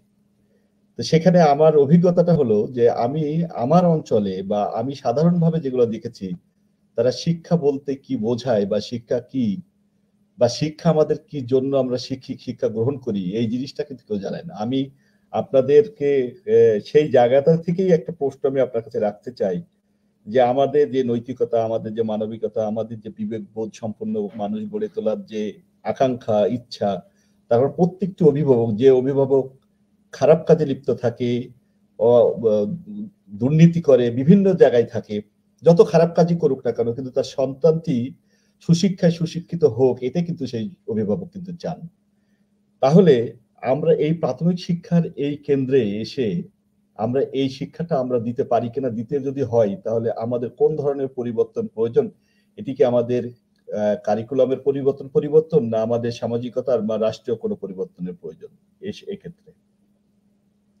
ধন্যবাদ একটি চমৎকার এবং সমসাময়িক প্রশ্ন করার জন্য। আসলে শিক্ষা আমরা সুশিক্ষিত করতে পেরেছি, কিন্তু নৈতিক শিক্ষা দিতে পেরেছি কিনা এটা আমার এখনো সন্দেহ। আপনি জানেন যে কয়েকদিন আগে ঢাকা বিশ্ববিদ্যালয়ে এক চোরের অপবাদ দিয়ে একটা পাগল মানসিক রোগীকে মেরে ফেলা হয়েছে। মব জাস্টিস, তাকে আগে ভাত খাওয়াই নেওয়া হয়েছে, তারপর মৃত্যু মারা হয়েছে। এ ধরনের মৃত্যু আরো হয়েছে, বিগত দিনেও দেখেছি, আমরা অনেক দেখেছি এ ধরনের। আসলে নৈতিক শিক্ষার আমাদের অভাব রয়েছে। আমরা উচ্চ শিক্ষিত করতে আমরা সম্পন্ন করতে পারলেও নৈতিক শিক্ষা আমাদের বিগত শিক্ষাক্রমে, বর্তমান যে রানিং শিক্ষাক্রমে দেখা যাবে, এই যে আইসিটির কথা বলি আমরা, আইসিটিতে আমাদের অনেক অভিজ্ঞতা হয়েছে, অনেক ভালো উন্নত হয়েছে। কি আসলে এটার নেপথ্যে কি? একটা প্রাথমিক বিদ্যালয়ের শিক্ষার্থীদের হাতে মোবাইল, গেম, বিভিন্ন মোবাইল সে পাশে কে আছে, কোন মেহমান আসলো না আসলো ওদিক খেয়াল নাই, সে গেম নিয়ে আছে। এখানে নৈতিক শিক্ষার অবক্ষয় হচ্ছে।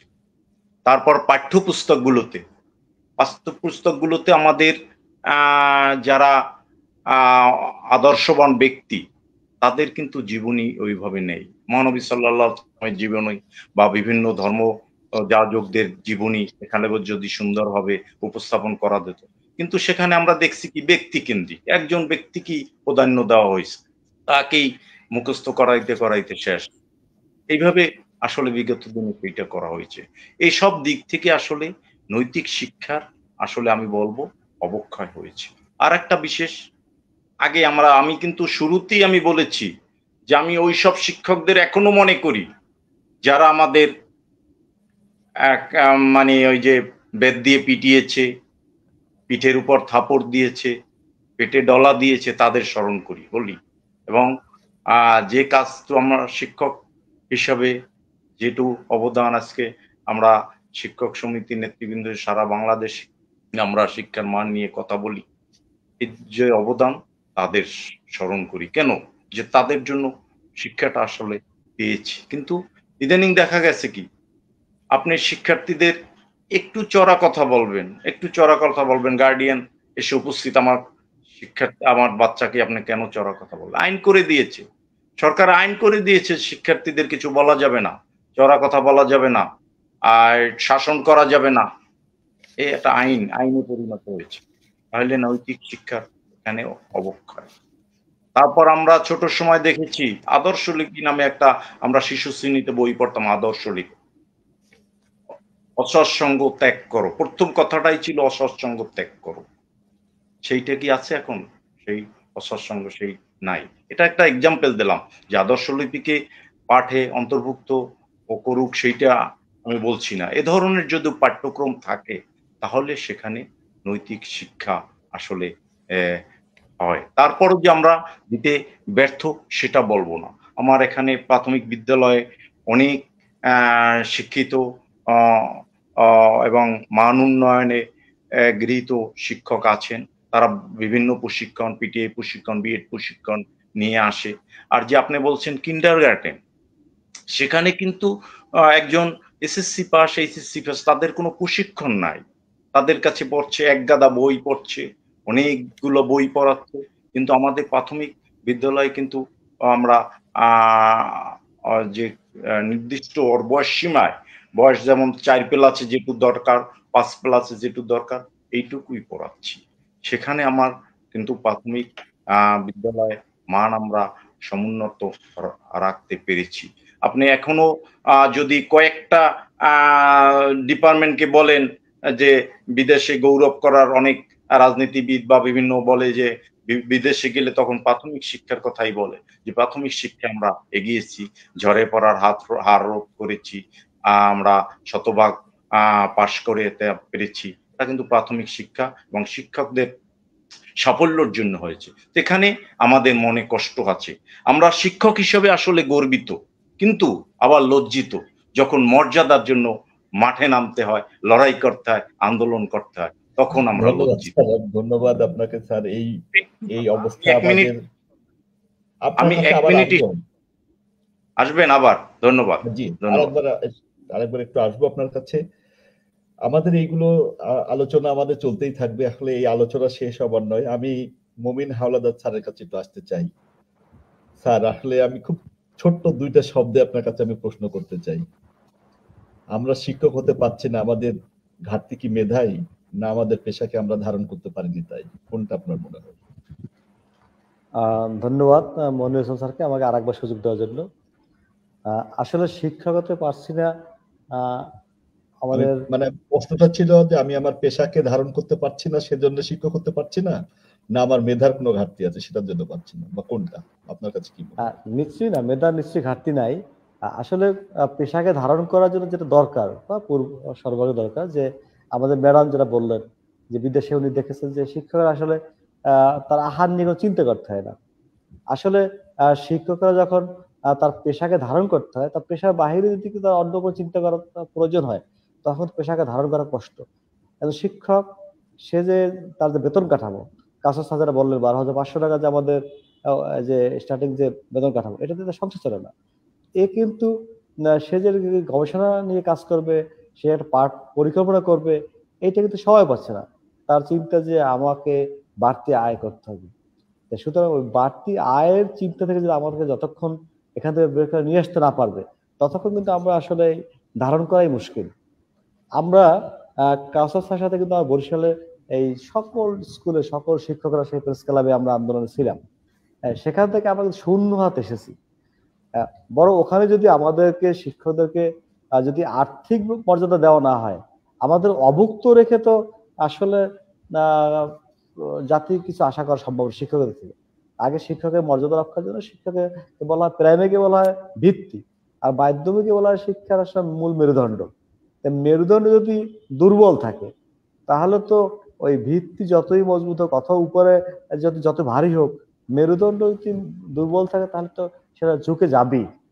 সুতরাং আমার যেটা চিন্তা, যেটা আমার যে অনুভূতি, সেটা হলো যে আমাদের যে বৈষম্য, এটা দূর করে আমাদের একটা স্ট্যান্ডার্ড বেতন কাঠামো যদি দেওয়া হয়, শিক্ষকতা সে নিজেকে পরিপূর্ণ শিক্ষকতা লাভ করতে, সে গবেষণার জন্য সময় পাবে, সে নিজে একটা ভালো পাঠ কিভাবে উপস্থাপন করা যায়, শিক্ষিত কিভাবে কিছু দেওয়া যায়, এটা নিয়ে সে যথেষ্ট পর্যায়ে সময় পাবে বলে আশা করি, বিশ্বাস করি। ধন্যবাদ স্যার আপনাকে। আমি রাহেনা হক ম্যাডাম, আপনার কাছে আমি প্রশ্ন একটু রাখতে চাই।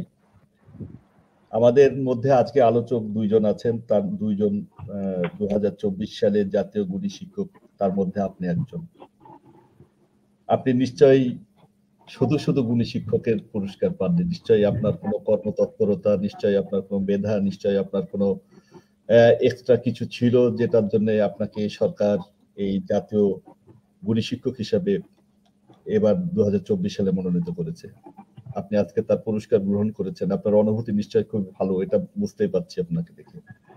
আমার প্রশ্নটি হলো যে আপনি যেখানে কাজ করেন, যে প্রতিষ্ঠানে আপনি আছেন, সেইখান থেকে আরম্ভ করে আপনার পরিচিত যতজন আছেন, আপনি সেখানে কি আপনি যে কাজগুলো করলেন, যে কাজের বিনিময়ে আপনি স্বীকৃতি পাইলেন, এটি সে কিভাবে আপনি তাদের মাধ্যমে তাদেরকে আপনি দিতে পারবেন আর কি, আপনার যে কর্মকাণ্ডগুলো পরিচালনা করেছেন সেটি কি আপনি বিতরণ করবেন কিভাবে, মানে তাদেরকে গুণী করবেন কিভাবে, এটি আমার প্রশ্ন।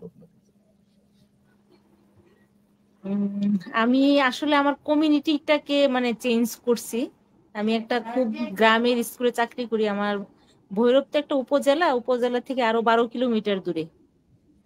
এখন সবাই আসলে কমিটমেন্ট হতে পারে না, ওই যে বেতন কাঠামোর জন্য বলি। আমি একটু ডেডিকেটেড বলতে কি, আমি চাকরির প্রথম থেকেই এই পর্যন্ত, আমি সুনামগঞ্জ সদর আমার জন্মস্থান, ওইখানে আমি বড় হয়েছি, লেখাপড়া সবকিছু। তারপরে আসছি হলো ভৈরবে, বদলি হয়ে 11 বছর। এখানে আমার পৈতৃক মানে আমার দাদার বাড়ি ছিল এখানে। আমি চাকরির প্রথম থেকে এই পর্যন্ত মানে আমার সবসময় একটু ব্যতিক্রম ধর্মী কাজ করতে পছন্দ। যদি আমি নারী, রান্না বান্নার প্রতি আমার একটু মানে ঝোঁক কম, আমার মানে নতুনত্বের প্রতি বেশি, এবং যেটা বললেন আইসিটি ডিভাইসের প্রতি আকৃষ্ট বেশি।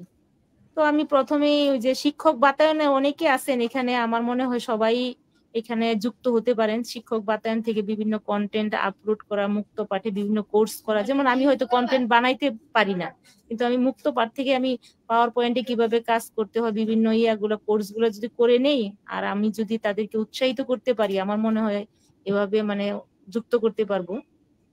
আর যারা শিক্ষক বাতায়নে আইসিটি ফর অ্যাম্বাসেডর আছেন, তাদেরকে একটা মানে প্রমাণ দেখাইতে হয় যে তুমি এক্সপার্ট, মানে মাইক্রোসফট ইনোভেটর এক্সপার্ট। এটা সারা বিশ্বে আপনি জানেন, বিল গেটস এর একটা প্রতিষ্ঠান, এখানে একটা অংশ আছে শুধু শিক্ষকদের নিয়ে কাজ করে। ওনারা শিক্ষকদের নিয়ে একটা সম্মেলন করে প্রতি বছর, E2, এটার নাম বলা হয় E2 প্রোগ্রাম। এখন ইদানিং ওনার তো মনে হয় ওয়াইফের সাথে ডিভোর্স হয়ে গেছে, প্রতিষ্ঠানটা একটু ডিভাইড হয়ে গেছে। 2 বছর থেকে মোটামুটি করোনার জন্য অনলাইনে হয়, অফলাইনে এটা বন্ধ আছে। তাহলে এখানে একটা এপ্রিসিয়েট করতে পারি যে আপনারা যদি কাজটা করতে পারেন, অনলাইনেও কিন্তু পুরস্কৃত করা হয়। আমি গত বছর 22 সালে ইন্ডিয়ার সাথে একটা প্রজেক্ট কাজ করছি, পরে আমি ইউটিউবে আবার মেটা মাইন্ড, এটা ছিল মানে কিভাবে মানুষের মেন্টাল, ছাত্রদের মেন্টালি রাখা যায়। এই প্রসঙ্গে আপনাকে একটু বলি, আপনি যে শব্দগুলো ইউজ করছেন, যে ট্রেনিং গুলো আপনি করেছেন, এইগুলো আমাদের অনেক শিক্ষকই জানেন না, হয়তো তারা কখনো শোনেননি। তারা যদি E2 মানে এদের প্রোগ্রামটার নাম, যেমন আমরা শিক্ষক বাতায়ন বলি, তারা মাইক্রোসফটের E2, মানে এখানে সারা বিশ্বের সব টিচাররা, primary, college, university, high school, মানে সবাই অংশগ্রহণ করতে পারবে।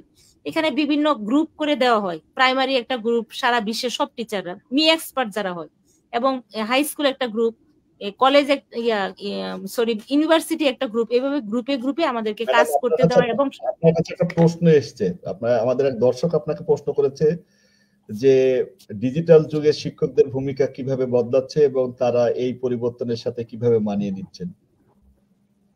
ওই তো, ওই যে বললাম, শিক্ষক বাতায়নে সবাই আসতেছে, ওইখানে অ্যাম্বাসেডর হইতে গেলে এক্সপার্ট হতে হয়। এক্সপার্ট হলে আপনি যদি বিদেশের সাথে কাজ করেন, অবশ্যই এখানে আপনি বিভিন্ন প্রজেক্টের কাজ করবেন। তো এইভাবেই তো ডিজিটালি হয়ে যাচ্ছে। তার মানে কি, ডিজিটাল আপনার একটার পর একটা ধাপে ধাপে চলে যাচ্ছেন। তখন এখান থেকে আপনি যদি এই যে এপ্রিসিয়েট, যেমন আমি সিঙ্গাপুরে গিয়ে অ্যালগোরিদম থিঙ্কিং একটা আমার লেসন প্ল্যান পড়ছিল লটারিতে। আমরা 3 জন ছিলাম, একজন স্কটল্যান্ডের, আমি আরেকজন ছিল কোরিয়া, আমি বাংলাদেশ। 3 জনে আমাদের প্রজেক্টটা জমা দিছি। তারপরে আমরা জিতে গেলাম আর কি।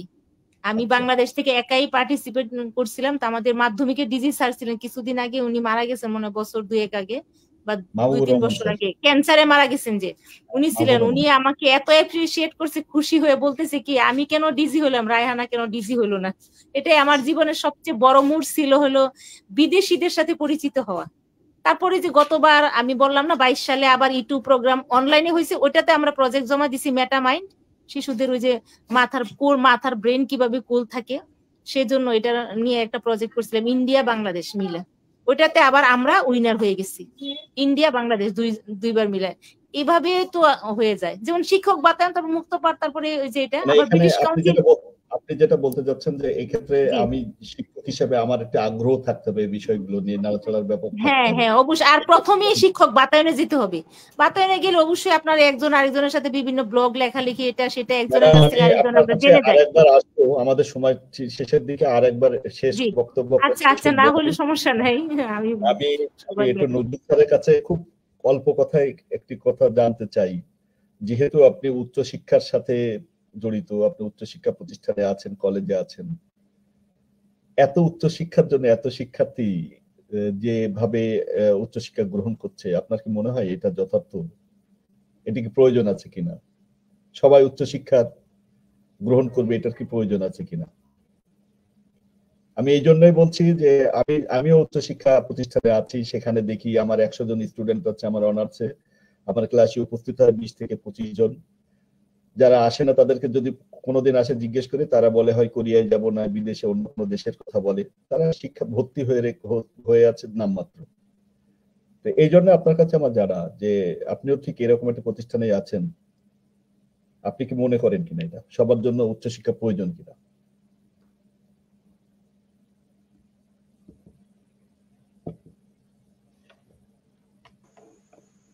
হ্যালো, হ্যাঁ হ্যাঁ, আপনি কি আমার প্রশ্ন শুনতে পেয়েছেন নজরুল স্যার? আমি শুনতে পেয়েছি। আমাকে কি শুনতে পাচ্ছেন? জি, আপনাকে শুনতে পাচ্ছি। আমরা শেষের দিকে আবারও ধন্যবাদ করছি সবাইকে আমাকে আরেকবার সুযোগ দেওয়ার জন্য। আমাকে প্রশ্ন করা হয়েছে যে সবাইকে উচ্চশিক্ষিত হতে হবে কিনা বা সে হওয়ার প্রয়োজনীয়তা আছে কিনা। সবকিছুর মূলেই আর্থিক সিকিউরিটি। আমাদের শিক্ষকদেরও দেখেন, যদি আর্থিক সিকিউরিটিটা থাকে তাহলে আপনার সবকিছুই, আমাদের যে চাওয়া পাওয়াটা পূর্ণ যদি হয়, তাহলে আমাদের দেশ জাতি আমাদের সবকিছুই কিন্তু ঠিকভাবে চলবে। আজকের উচ্চশিক্ষিত হতে হবে কিনা, যদি আমাদের আর্থিক সিকিউরিটির পরিবেশটা থাকতো, তাহলে আপনি বলছেন যে 100 জন স্টুডেন্ট আপনার ভর্তি হচ্ছে, কিন্তু 20 জনকে পাচ্ছেন, বাকি জনকে পাচ্ছেন না। কারণ লেখাপড়া শিখে তার যে একটি চাকরির জায়গা, একটি আর্থিক সাপোর্টের জায়গা, সে যে চাকরি পাবে এর নিশ্চয়তা নেই। তো যেখানে নিশ্চয়তা নেই সেখানে উচ্চশিক্ষিত তো আপনি তাদের আনতেই পাচ্ছেন না। শিক্ষিত হওয়ার প্রয়োজনীয়তা অবশ্যই আছে, কিন্তু আপনি যদি তার চাকরির নিশ্চয়তা না দিতে পারেন, তাহলে তো তাদের উপস্থিত করতে পারবেন না স্যার। আমি রায়হানা ম্যাডামের কাছে একটা প্রশ্ন করছেন ইতিমধ্যে, যেটি যে পরিবর্তিত পরিবেশের সাথে বা আপনার যে শিক্ষাটা পরিবর্তিত হচ্ছে কিনা, শিক্ষকরা তেমন নিজেদেরকে গড়ে তুলতে পারছেন কিনা, সেই প্রসঙ্গে যদি একটা কথা বলতে চাই। আমি মনে করি শিক্ষক হচ্ছে সর্বরোগের ঔষধ, এবং আপনি যদি শিক্ষক হতে চান, আমি একটি প্রবাদ দেখেছিলাম, প্রাইমারির একটি স্কুলে লেখা ছিল, আপনি যদি শিক্ষক হতে চান তবে আজীবনের জন্য ছাত্র হয়ে গেলেন। তো শিক্ষকরা সবসময় পরিবর্তিত পরিবেশের সাথে নিজেকে খাপ খাইয়ে নেওয়ার চেষ্টা করেন, এবং সাথে স্টাডির সাথে থাকতে হয়। ছাত্র হয়ে যায় একজন শিক্ষক না, সারা জীবনের জন্য উনি ছাত্র হয়ে যায়। সুতরাং যিনি এই প্রশ্নটি করেছিলেন, অবশ্যই শিক্ষকরা পরিবর্তন হতে পারবে, চেষ্টা করবে, সেটি চলছেও আর কি। তো শিক্ষক মানে শেখা নতুন কিছু, শিক্ষক মানে ছাত্রের পিছু পিছু। সুতরাং একজন ভালো শিক্ষক মোমবাতির মতো, যিনি নিজেও পুড়ে অন্যের পথকে আলোচিত করেন। একজন শিক্ষকই অন্যের সন্তানের উন্নতিতে গর্ববোধ করেন। এমন একটি চাকরি যা অন্যের সন্তানের উন্নতিতে একমাত্র শিক্ষক জাতি আছেন যিনি নিজে গর্ববোধ করেন।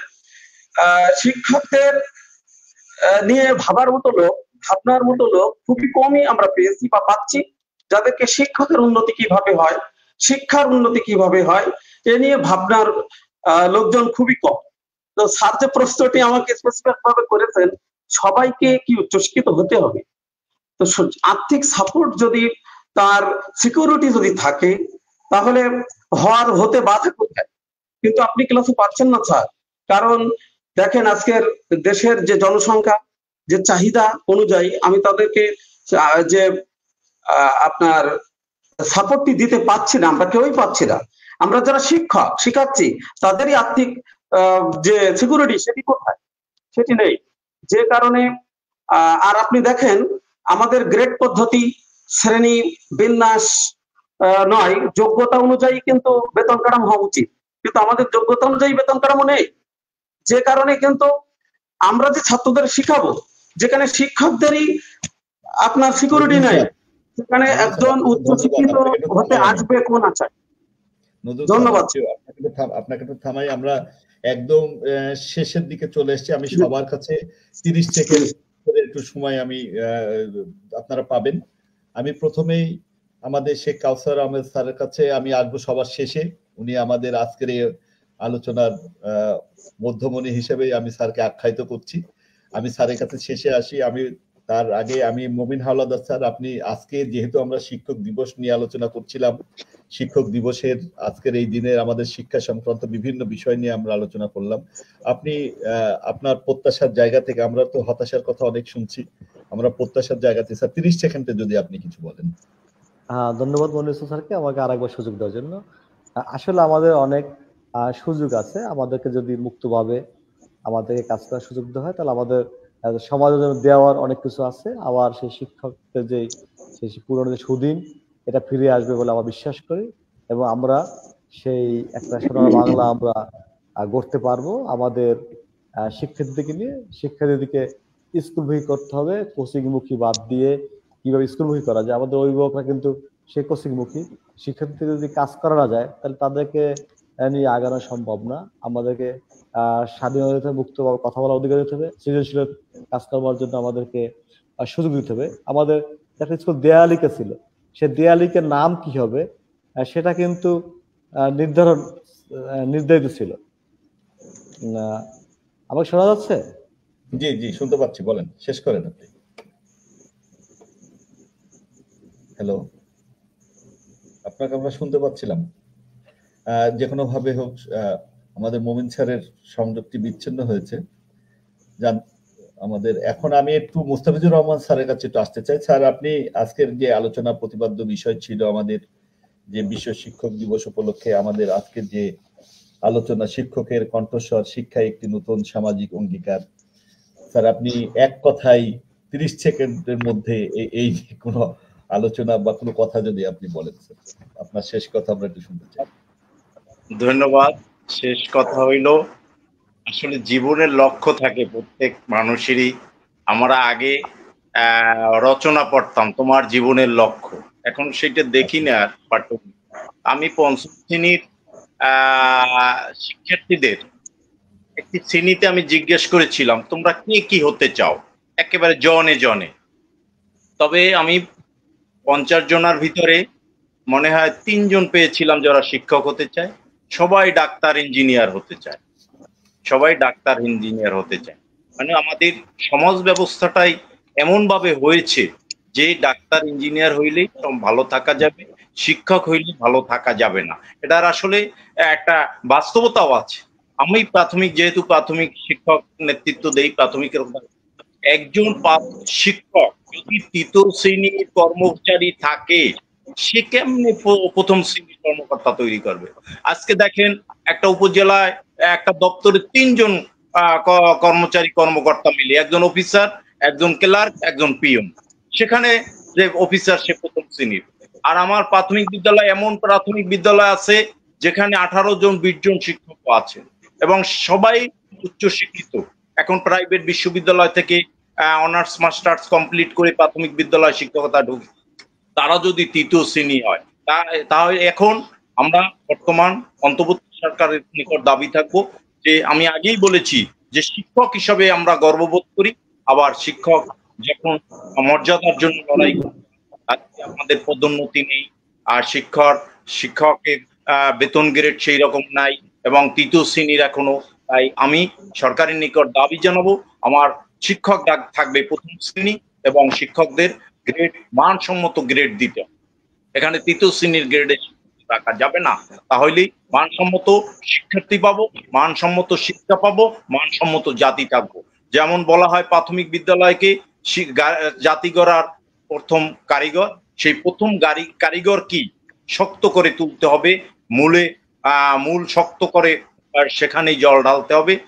সকলকে ধন্যবাদ। বিশেষ করে আমাদের মাঝে যে গুণী শিক্ষক দুইজন, আমরা সারা বাংলাদেশের বাছাইকৃত গুণী শিক্ষক পেয়েছি এবং শিক্ষক সমিতির সাধারণ সম্পাদক, যার আন্দোলন দেখেছি প্রেস ক্লাব, আমি নিজেও গিয়েছিলাম একাত্মতা ঘোষণা করতে, তার সাথে আজকে প্রথম আলোচনায় আমার ভালোই লাগছে।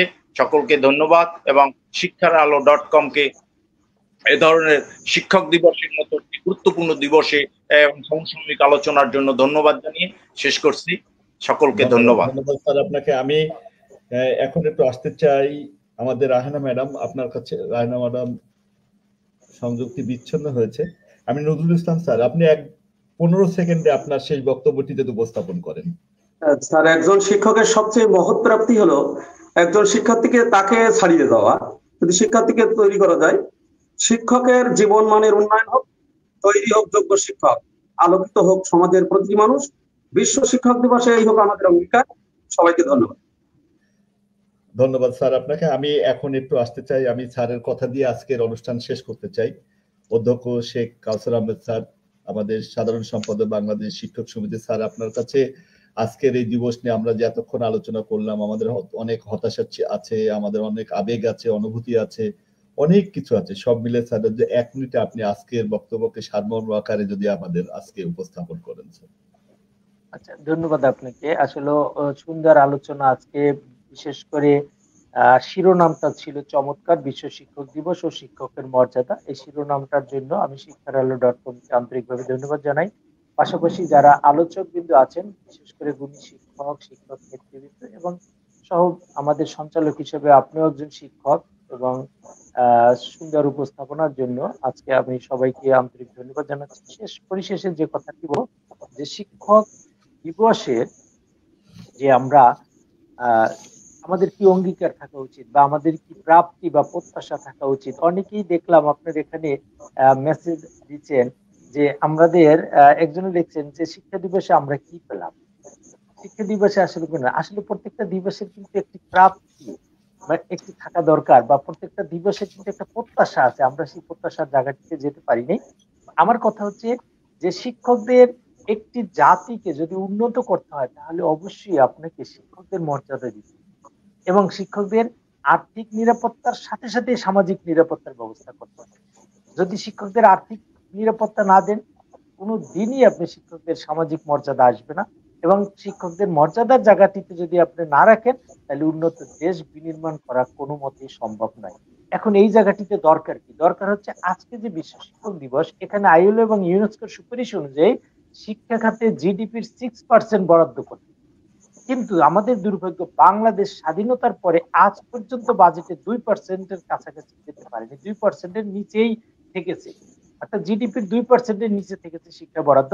তাই আজকে শিক্ষা দিবসে আমাদের বর্তমান সরকারের কাছে, যেহেতু বৈষম্যহীন সমাজ ব্যবস্থা বিনির্মাণের জন্য এই সরকারের আবির্ভাব, এই সরকারের কাছে আমাদের দাবি হচ্ছে আইএলও ইউনেস্কোর সুপারিশ মতে বাজেটে শিক্ষা খাতে জিডিপির 5% থেকে 6% বরাদ্দ রাখতে হবে, এবং সেখানে যেমন শিক্ষকদের পদোন্নতির কথা আসছে, অবশ্যই শিক্ষকদের পদোন্নতি থাকতে হবে, কারণ চাকরি ক্ষেত্রে যদি পদোন্নতি থাকে তাহলে কাজের কোনো উৎসাহ থাকে না। আজকে দেখেন মাধ্যমিক স্তরে এমপিভুক্ত শিক্ষকের কোনো বদলি নাই, উচ্চ ভাতা মাত্র 25%, বাড়ি ভাতা মাত্র 1000 টাকা, চিকিৎসা ভাতা 500 টাকা। আমার ক্যাবিনেট সেক্রেটারি সাবেক, উনি বলছিলেন যে 500 টাকা দিয়ে একটা পরিবারে প্যারাসিটামল 1 মাসে কেনা যায় না, অথচ মাত্র 500 টাকা এখানে চিকিৎসা ভাতা।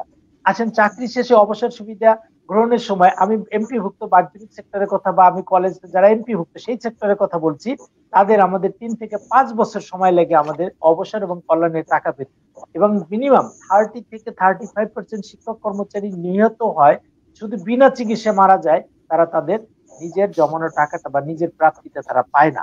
এই জন্য এই জায়গাটিতে অর্থাৎ চাকরির যে নিরাপত্তার জায়গাটিতে, আমার জীবনের নিরাপত্তার জায়গাটিতে আমি অবসর গ্রহণের পরে আমার নিরাপত্তার জায়গাটি নিশ্চিত করতে হবে। এবং নির্যাতন, যে শিক্ষকদের উপর যে নির্যাতন করা হচ্ছে সেই নির্যাতনকে বন্ধ করতে হবে। নির্যাতনে মাত্রা দেখেছেন, কখনো জুতার মালা গলায় দেওয়া হয়েছে শিক্ষকদের, কখনো কান ধরে উঠবাস করা হয়েছে, কখনো স্টাম্প দিয়ে আঘাত করে হত্যা করা হয়েছে। বিভিন্ন ভাবে শিক্ষকদের নির্যাতন করা হচ্ছে। এবং সবচেয়ে দুর্ভাগ্য, রাষ্ট্রের যারা আইন প্রণেতা, আমরা যখন দেখি তাদের দ্বারাও শিক্ষকরা যখন নির্যাতিত হয়, কান ধরে উঠবাস করানো হয়, তখন আসলে শিক্ষক সমাজ আর তার নিজের মর্যাদার জায়গাটিতে থাকতে পারে না। তাই আর্থিক নিরাপত্তা কেবলমাত্রই পারে সামাজিক নিরাপত্তার জায়গাটিতে নিতে, এবং আর্থিক নিরাপত্তা এবং সামাজিক নিরাপত্তার মধ্য দিয়ে আমাদের শিক্ষকদের মর্যাদাকে সমুন্নত রাখতে হবে। এটি হোক আমাদের, এবং এই সব কিছুই সম্ভব সরকারি এবং বেসরকারি সব বৈষম্য দূর করে জাতীয়করণের মধ্য দিয়ে। বিশেষ করে প্রাথমিক শিক্ষাটা জাতীয়করণ হয়েছে, মাধ্যমিক শিক্ষা জাতীয়করণের মধ্য দিয়ে আমি বিশ্বাস করি যে আগামীতে এই সরকারি প্রকল্প হবে মাধ্যমিক শিক্ষা জাতীয়করণ, এবং পরবর্তীতে ধীরে ধীরে উচ্চশিক্ষা জাতীয়করণ করে সমস্ত শিক্ষা ব্যবস্থার দায়, সমস্ত শিক্ষার ভার সরকার গ্রহণ করবেন। এটি হচ্ছে রাষ্ট্র গ্রহণ করবে শিক্ষার দায়।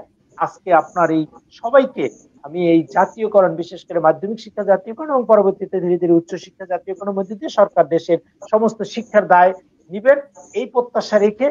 আর কিছু কিছু জায়গা আছে যেখানে পয়সা লাগে না, যেমন বদলি ক্ষেত্রে মাধ্যমিক সেক্টরে, বিশেষ করে এমপিভুক্ত সেক্টরটা, বদলিটা এখন অত্যন্ত জরুরি, কারণ মানবিক জীবন যাপন করছে শিক্ষকরা। এই জায়গা বদলিটা অত্যন্ত জরুরি। তাই আমি মনে করি যে বরাদ্দ বৃদ্ধি করেই এটা সম্ভব, এবং অবশ্যই সেই জায়গাটিতে সরকারকে যেতে হবে, শিক্ষার দায় নিতে হবে, যদি আমরা আমাদের প্রত্যাশিত সেই জায়গাটিতে যেতে চাই। ধন্যবাদ আপনাদের সবাইকে। অনেক অনেক অনেক ধন্যবাদ। আমরা এতক্ষণ আমরা 5 জন আলোচক নিয়ে আজকে কথা বলছিলাম শিক্ষার। আজকে যে শিক্ষক দিবস উপলক্ষে আমরা অনেক বিষয় নিয়ে কথা বলেছি। আমরা প্রাইমারি স্কুল নিয়ে কথা বলেছি, আমরা হাই স্কুল নিয়ে, এক কথায় শিক্ষকদের সর্বস্তরের শিক্ষকদের বিভিন্ন বিষয় আমাদের আজকে আলোচনায় উঠে এসছে। আমাদের এই আলোচনা যদি সরকারের ঊর্ধ্বতন কর্তৃপক্ষ যারা এগুলো দেখবেন, তারা নিশ্চয়ই তারাও শিক্ষকদের প্রতি তাদের সদয় দৃষ্টি থাকবে, যে না, তাদের এই বিষয়গুলোকে শুধুমাত্র এই 5 জনের না, সারা বাংলাদেশের সকল শিক্ষকেরই দাবি এই বিষয়গুলো। শিক্ষক দিবসে আজকে আমাদের এই বিষয়টি অবশ্যই যেন আমরা সরকারের দৃষ্টি আকর্ষণ করতে পারি, এটি আমাদের একটি কাম্য হয়ে থাকবে। শিক্ষারালো.com কর্তৃক আয়োজিত আজকের এই অনুষ্ঠানে যে 5 জন অতিথি ছিলেন, আপনাদেরকে আন্তরিকভাবে ধন্যবাদ এবং কৃতজ্ঞতা জানাচ্ছি। শিক্ষারালো.com ইতিমধ্যে তারা বিভিন্ন সময় বিভিন্ন ভাবেই তাদের এই ধরনের শিক্ষা নিয়ে কার্যক্রম চালিয়ে আসছে। এই কার্যক্রম অব্যাহত থাকবে, এই প্রত্যাশা আমাদের সকলের। শিক্ষকদের মর্যাদা, শিক্ষকদের সম্মান অক্ষুণ্ণ থাকবে, এই প্রত্যাশা করি। আগামীতে আবারও আমরা এই ধরনের প্রোগ্রামে আমরা যুক্ত হতে পারবো, সে প্রত্যাশা রাখছি। আপনারা সকলে ভালো থাকবেন, সুস্থ থাকবেন, এই প্রত্যাশা রেখে আমি আজকের মতো অনুষ্ঠান এখানে শেষ করছি। আল্লাহ হাফেজ, শুভরাত্রি, আসসালামু আলাইকুম। শুভরাত্রি সবাই।